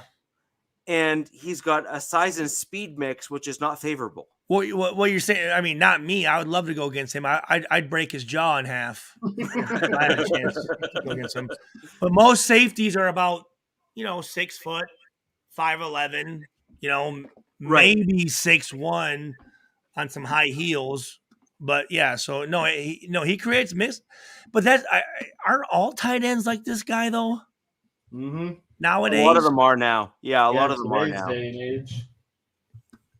And a lot of them are a lot more athletic than this guy, I think. Then, right? Or well, yeah. No, as Jack just said in the chat, all I have to say is Kelsey. So Iowa, baby. Yeah. Big Ten. Cincinnati. Alex, I do want to. I'm going to throw over. Kelchi? It's Cincinnati. Yep. No. Who am I thinking of? No. Hawkinson, Fant. Hawkinson's Iowa. Noah Fant. No, Kelsey's Iowa, Dallas dude. Clark. No, he went to Cincinnati. I promise. Both him and his brother. The guy with the Kid Rock hair, right? Travis Kelce. He's got the Kid Rock hair, doesn't he? Maybe. He's got the long hair, doesn't he? Or am I mistaking him for somebody else? So you're thinking Hawkinson. Alex, Hawkinson. I do want to. So, Yeah, Alex, I do want to No, jump over. I'm thinking of the guy from. Wait, Kittle. I'm thinking of Kittle. My bad. Kittle's a different cat. Kelsey's a badass, and Kittle's a badass too, dude. Yeah. Yeah, he is. Kittle He is. went to Iowa. Waller was a badass, but not now. So Stuart, I do want to thank you for joining us today. If you want to keep on with us, I'm happy to have you stick with us. I do want to jump over to the Chargers-Dolphins matchup this week. This is an AFC West podcast after all, even though our Chargers main guru has left for another interview. I'd love to stay on if you don't mind. No, stick with us. So this is the Dolphins Chargers 3-point stance, which is an opponent who's going to give us some feedback on the Dolphins and what they need to do to beat the Chargers. We're going to throw over to that now, guys, and feel free to follow. This is Dolphins Wire's own. And we're going to go ahead and dive right into it. You have paper as well. Good for you.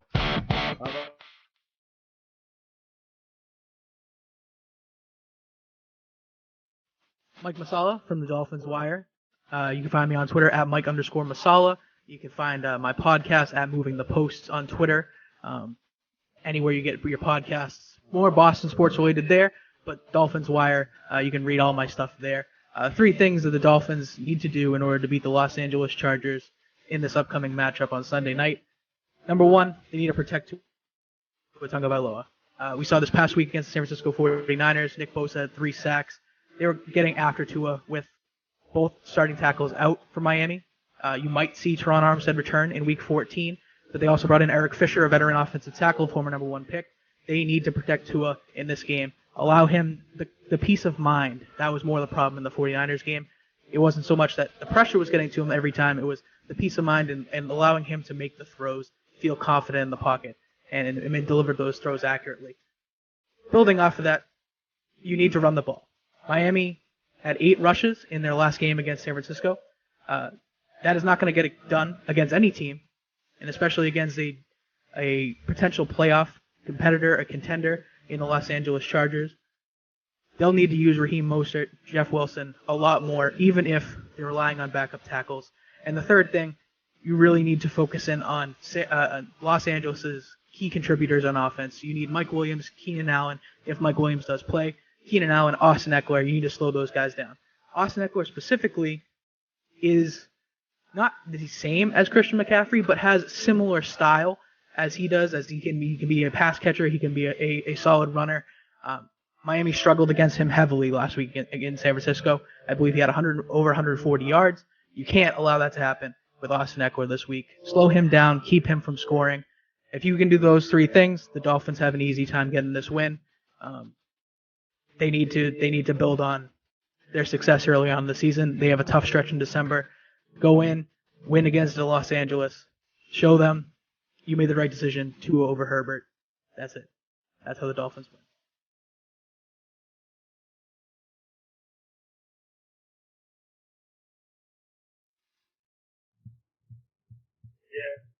Boom. Well, no, I don't know. He had an interesting take. I actually felt that there was Okay. some almost some hedging of what the Dolphins could do versus the Chargers there. Which was interesting because I actually think that the Dolphins have a legitimate chance of beating the Chargers. I think so too. If it all, I mean, the first thing I wrote down, when he was talking about protecting Tua, I think when you compare last week to like the pressure they got last week, I think it's kind of skewed because you had Shanahan versus his old protege. They run a lot of the same stuff. He probably knew what McDaniels was trying to do in some components of stuff. So, I don't think the Chargers get as much pressure as San Fran was getting. Plus, the San Fran's Bosa is healthy, where the Chargers Bosa is not. Right, 100%. But I just think when you have Tyreek, Waddle, Gesicki, and I mean they have a pretty lethal receiving core against a kind of banged up Chargers. If I can interject there, I also think you have a head coach that knows how to use them. Oh yeah, I mean, obviously, right? Sure. Like they're both, I mean, they're killing it. Right? I think Tyreek has 1,400 yards. So, I mean, obviously he knows how to use them. And I think the fact that you also have Waddle, who's a very similar player, only makes it worse. I think the big key for the Chargers, and I mean, obviously the Dolphins guy felt that too because it was his number one key to victory, but they're going to have to get pressure because, I mean, that's how you stop them is getting pressure on Tua. He's, in my opinion, I mean, he's a good QB, obviously progressed, taken leaps forward this year in terms of where he was at last year with a different coach and scheme and everything else.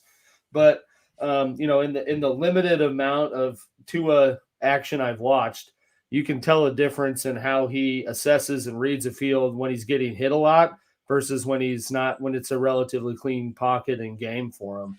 100%. So 100%. To me, that's, I mean, they're going to have a lot out of Khalil Mack. And if Armstead's out, or if both tackles are out, but more specifically, if Armstead's out, the signs are looking good for the Chargers to be able to do that.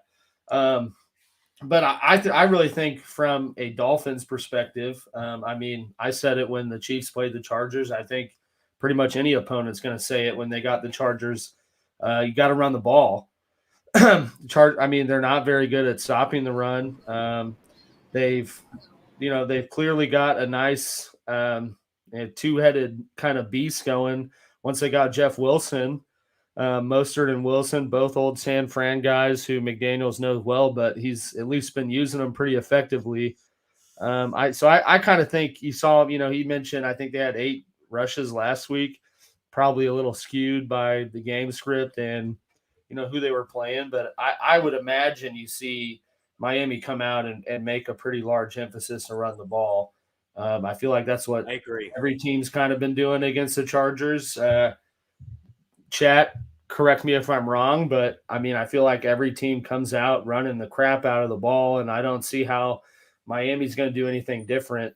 Biggest thing is if everyone's healthy, because I think Mike Williams is limited.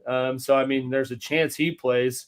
If he's out there, it certainly kind of tips the scales, because I think if it gets down to throws versus throws, that just gives the Chargers a benefit in, say, like a jump ball scenario ultimately, because that's what Mike Williams' true skill set is, the 50-50 ball, and at the end of the day, if the Dolphins are able to put pressure on the Chargers offensive line, that somewhat negates the 50-50 ball, because Herbert won't be able to set his feet and plant and then throw.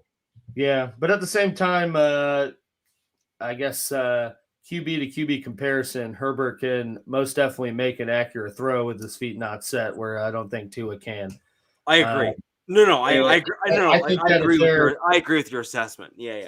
Sure. But I just think that, if they have a fully healthy receiving core, including Mike Williams, then you're going to get to a point where the game's going to be kind of a shootout, and I would give that weight to the Chargers and Herbert more than Tua, just because I'm obviously not a Dolphins fan. I don't make an effort to watch Dolphins games all that much outside of what I see on Red Zone, but I don't feel that they're as explosive passing as you would think they would be, having a Tyreek Hill and a Jalen Waddle.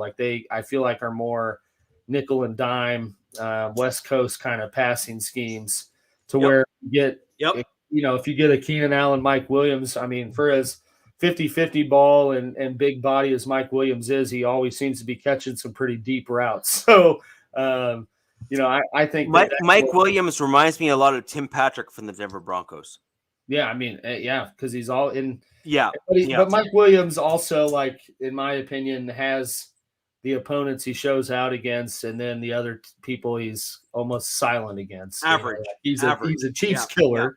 Dude always seems to be a top 5 player in the league when he's playing the Chiefs. But again, I don't watch every Chargers game, start to finish. So I might be mischaracterizing this assessment, but I mean, he's not a consistent wide receiver versus who he's playing. But 100%. But and at the same time, Miami doesn't have terrible corners. I mean, Xavier Howard is I mean, old but up there. Byron Jones, they paid him a lot of money. He's at least a respectable presence. And then they got that other guy. I'm going to butcher his name, but I know he's from Noah something. But I mean, they have pretty respectable corners. So I think it could be on paper, it's a pretty even matchup in terms of where. Even with the Chargers being kind of depleted in terms of energy, but I think it's a pretty even matchup and should be a pretty good game. I'm looking at the national matchup predictor here. It's pretty much 50-50. So I think most of America would agree that it could kind of go either way. It really depends on, what Dolphins team shows up. No, I think that's appropriate. So, I mean, with Coach not here to really provide some additional insight, Alex, I'd like to move on to where you and I can really, go right at it, if you will. And absolutely. I mean, welcome to Week 14, my man. I'm looking forward to it. It's gonna be a good one. I mean, I think the Broncos have all but established themselves as a top probably 5 defense in the NFL. Yeah, but can't score. So no, I said defense, not offense. I know. So I mean, I think that our defense is basically solidified ourselves in the top 5, and I think we're pretty much golden in that respect. But our offensive's 31. I don't even know where to. Yeah. 31, 32, 25, 27, like somewhere in that range. And obviously that's not going to get it done in the NFL level. So, when I look ahead and I look at the KC Broncos game, I mean, we held the Ravens to like 10 points. Well, yeah, but Lamar Jackson wasn't playing. Well, he wasn't playing for part of the game. He was playing for some of it. But, I think that when you look at the Broncos defense has done is that we have really limited quarterbacks who have looked really good to being, okay. Yeah. And that really says a lot about our defensive coordinator in Ejiro, who I truly believe is going to get some legitimate head coach, opportunities this offseason, because you can't be that good and not get positive feedback in the NFL level. Like he's really looked elite as a defensive coordinator, and a lot of teams are going to say, even if you don't have our offensive looking good, as long as you can bring in an offensive coordinator who can do okay, your defense is going to look amazing. So we're happy to take that risk. So I'm looking ahead at the Chiefs versus Broncos game. I expect the Broncos defense to again look upper echelon, but if the offense cannot score to complement the defense, it's kind of irrelevant. Yeah. And what are we in week 14? And they've yet to show that they can score. So, yeah. No, I mean, there is no delusion on my part looking at what the Broncos offense has done, which is piss poor, to say the least. And what we saw from this past game against the Ravens was Russell Wilson really has done much better with the Broncos offense with throwing to tight ends. Oh, yeah. I mean, yeah, Dolchich was the primary guy. 8 targets. Yeah. Yep. And I think that says a lot to do with Russell Wilson's height. I think what the ultimate issue is Wilson needs to wear some Tom Cruise heels. and I'm not trying to be rude or mean or cruel or whatever, but in today's NFL, you're dealing with a lot of offensive linemen who are just naturally athletic, despite the fact that they're like 6'5". Yeah, they're freaks. They're like these are, by all intents and purposes, just You want to see a picture to solidify what you're saying right now? Just Google Evan Neal's combine photos, who's rookie from Alabama this year. I believe he's 6'6", 330. And you look at his photos, and you wouldn't think that he weighs, over 280. So, right. And that's what they all look like now. So, right. But that's exactly what my point is, Alex, is 100%, which is to say that gone are the days of a guy who's 330 pounds who can't move. Yeah. Yeah. Right. Gone are the maulers. Yeah, exactly. Like, you're used to the old NFL where you had a 330 guy who was kind of like a blob on the field. And now a 330 pound offensive alignment is more of the norm. And these guys are moving like guys who are 280 pounds of years of old. Yeah, it's just a different type of game, different, positions, or everyone's just a freak athlete now.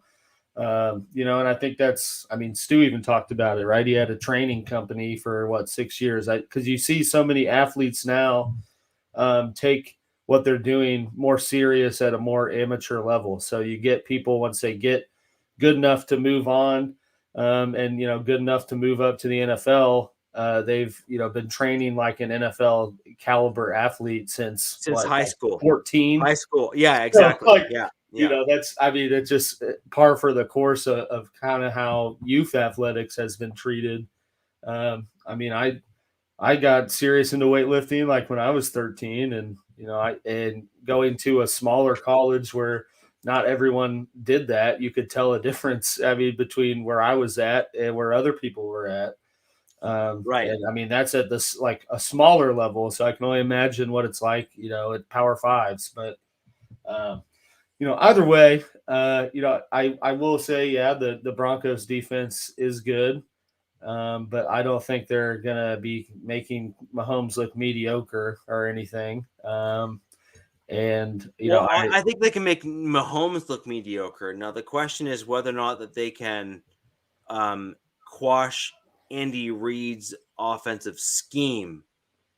And I think that, like, in my opinion, that's the difference, right? So, for example, the benefit that the Chiefs have had is they have a stable, steady offensive coach in Andy Reid. And an elite quarterback. No. I'm not saying Mahomes is not an elite come on, man. No. I'm not saying. Come on, Richie. Come on. I am not saying Mahomes is not an elite quarterback. But I'm saying that when you have an elite, consistent defensive coordinator, they can negate an elite offensive quarterback. But what they can't negate is an elite offensive coordinator, because they're basically playing chess against another guy that also knows how to play chess.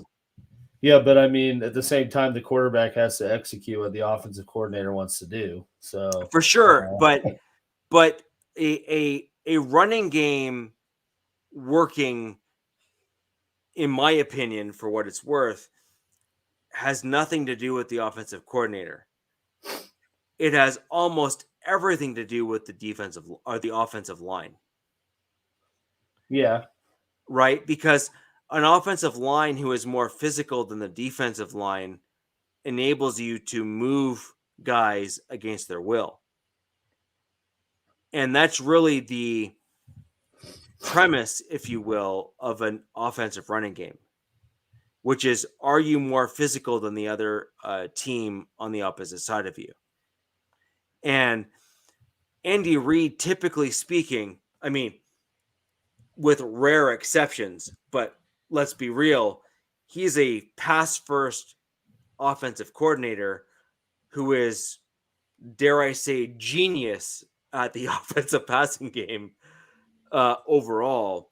And he's been able to put forth offensive schemes that have been able to adjust and adapt and succeed at the NFL level, regardless of his defensive opponent. Now, on the flip side of that is that he has truly struggled against teams that have been able to completely stifle his passing game. Yeah, but I don't see Denver doing that. So no. Well, we have done that. No, nobody's stopping Travis Kelce. I don't care what you try to tell me. That's not happening. Nobody's been able to do it up to this point. Kelce's going to get his. Surtain, certainly excellent corner. Will definitely be shutting down whoever he's covering, but he's not going to be covering Travis Kelce. No, so what you're talking about is safety play. And Stewart has stepped away from the pod here, and I would really appreciate his feedback actually on this, given his lockdown ability of a guy like wait, hold on one second. No, hey guys, I wanted to say thank you. I apologize. I got a buddy on the phone, and it's but I thank you so much for letting me come on. Anytime I have my podcast on, please come on, guys. And this was great conversation, guys. I appreciate it very much. Stuart, I just want some of your feedback on a guy like Travis Kelce. He is a unique tight end at the NFL level. Do you have any feedback on him? Not enough right now. I'm just in between the conversation, and I apologize. I appreciate it. So, Stuart, hit me up on Twitter. I'd love to keep in touch. Your wife and I are from very close proximity from one another. Reach out, and if you're ever up in this area, I will have a place for you to stay. Thank you very much, guys. I appreciate it.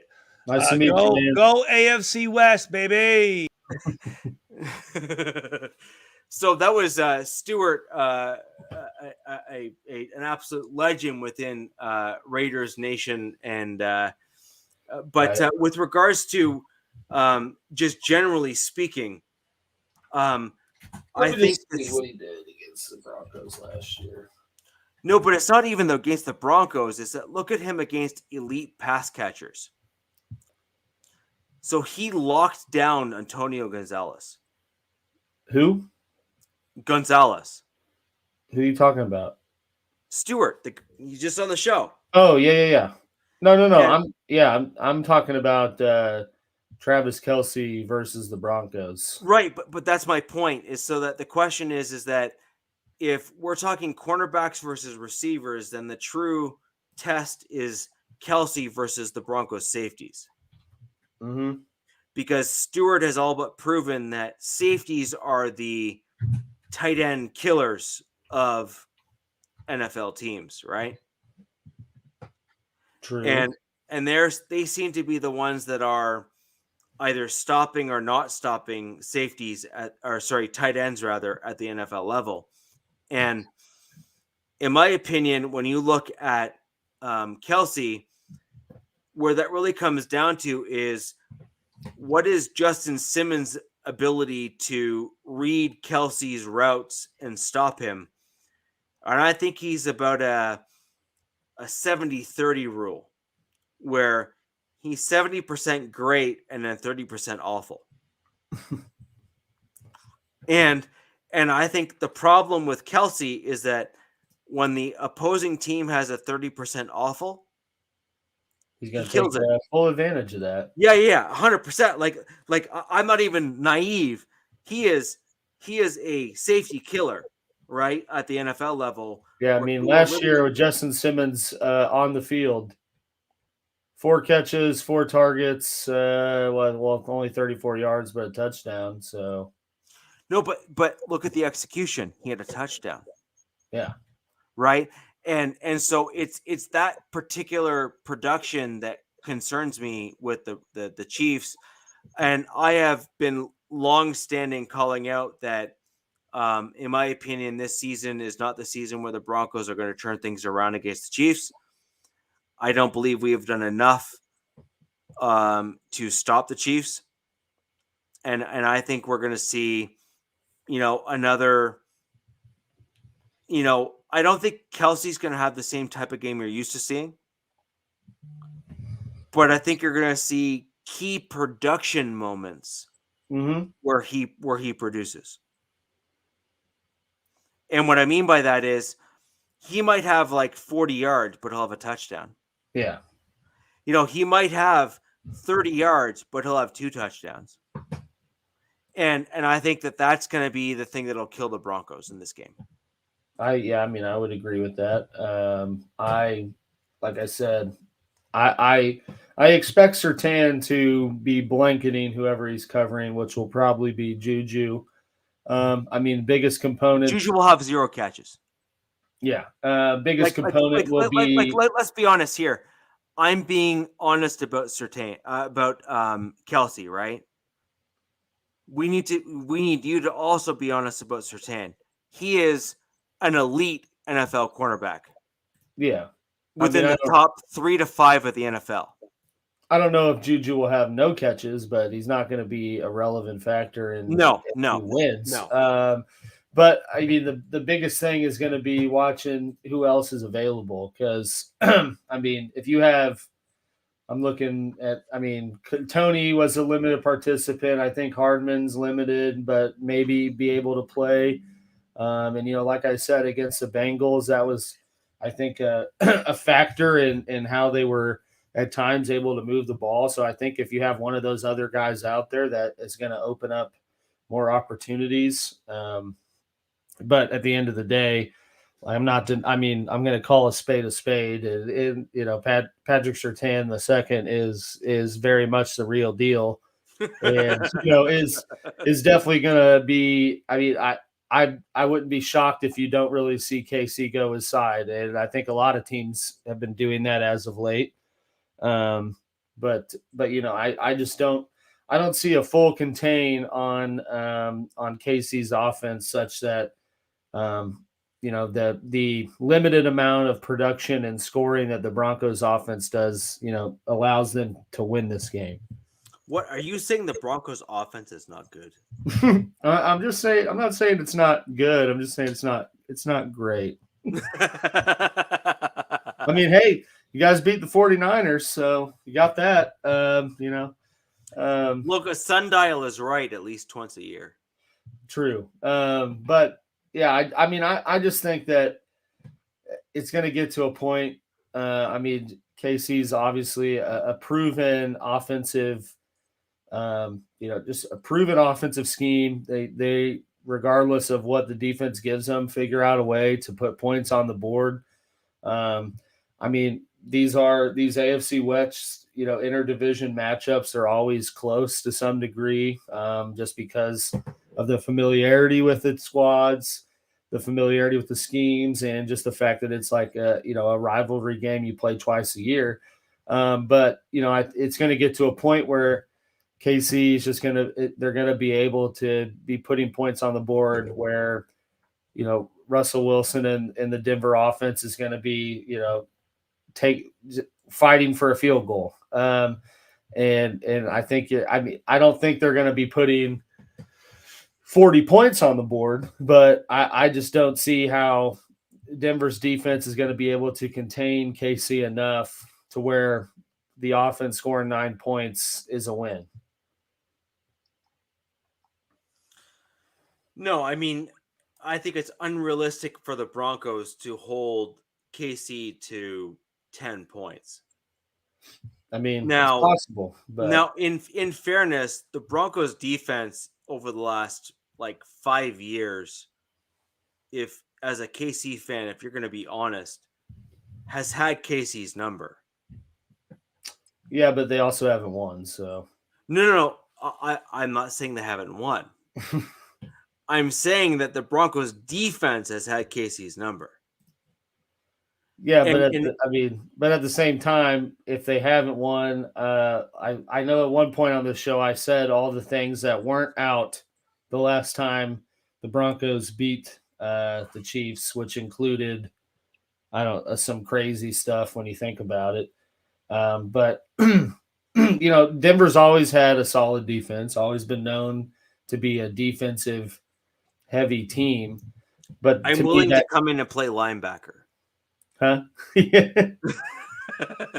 But to me that also says when a crucial key moment comes up where you need the defense to get a stop because of the amount of time that they're on the field, because of the amount of time the offense is not chewing game clock and putting a long drive together, at some point they're not going to be able to make the stop they need. No, and that seems to have been what the issue with the Broncos have been all season long. Yeah, well, yeah, right. Obviously, which is, let's be real, is that when you hold your opponent to sub 15 points a game, almost 9 times out of 10 you're winning. You know what I mean? And yet the Broncos have lost most of those games, and what that goes to show is that the defensive coordinator is killing it. Mm-hmm. And the offensive side of the ball is piss poor, and that's being generous to say from an offensive side of the ball. So at that point there, you then need to adapt offensively, and we're not. And so in my opinion, that's where Andy Reid excels, right? Where Andy Reid says, this isn't working, make it go away.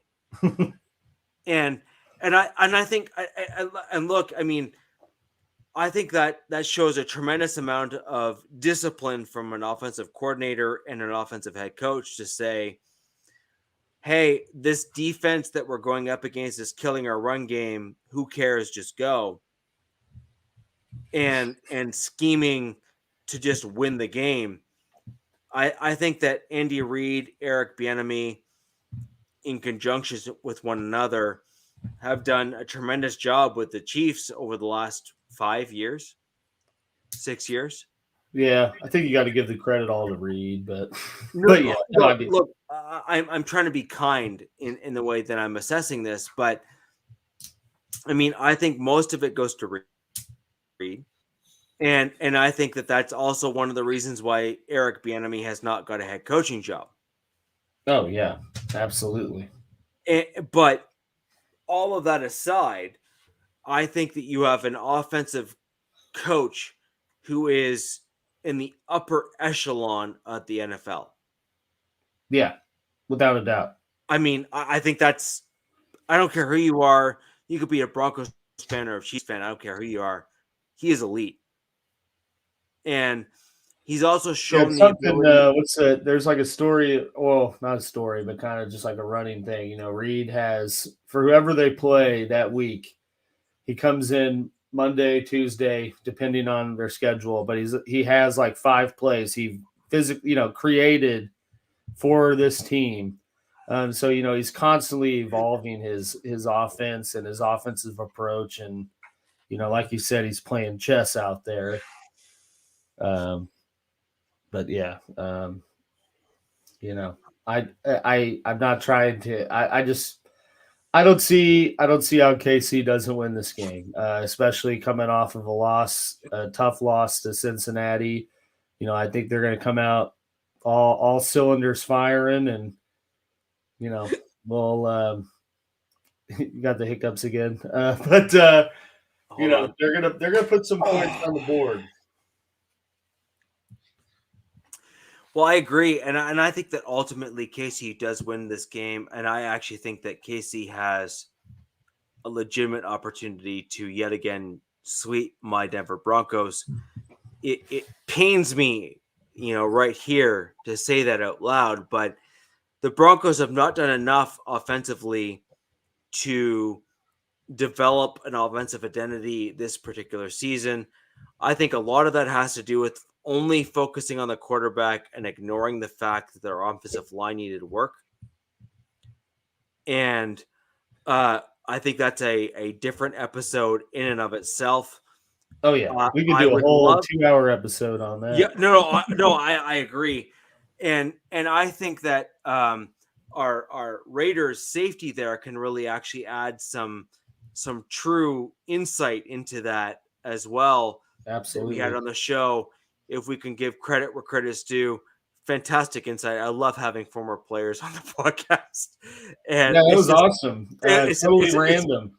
I know it is. And I love the fact that he just joined just because he wanted to say something, which really says a lot about our show and what we bring to the table as a podcast. And with that in mind, ladies and gentlemen, this has been a fantastic episode 33 of the Wild Wild West podcast. We will continue to bring you fantastic content of the AFC West and other elements in terms of how we stack up against each other, things like scheme, teams, etc.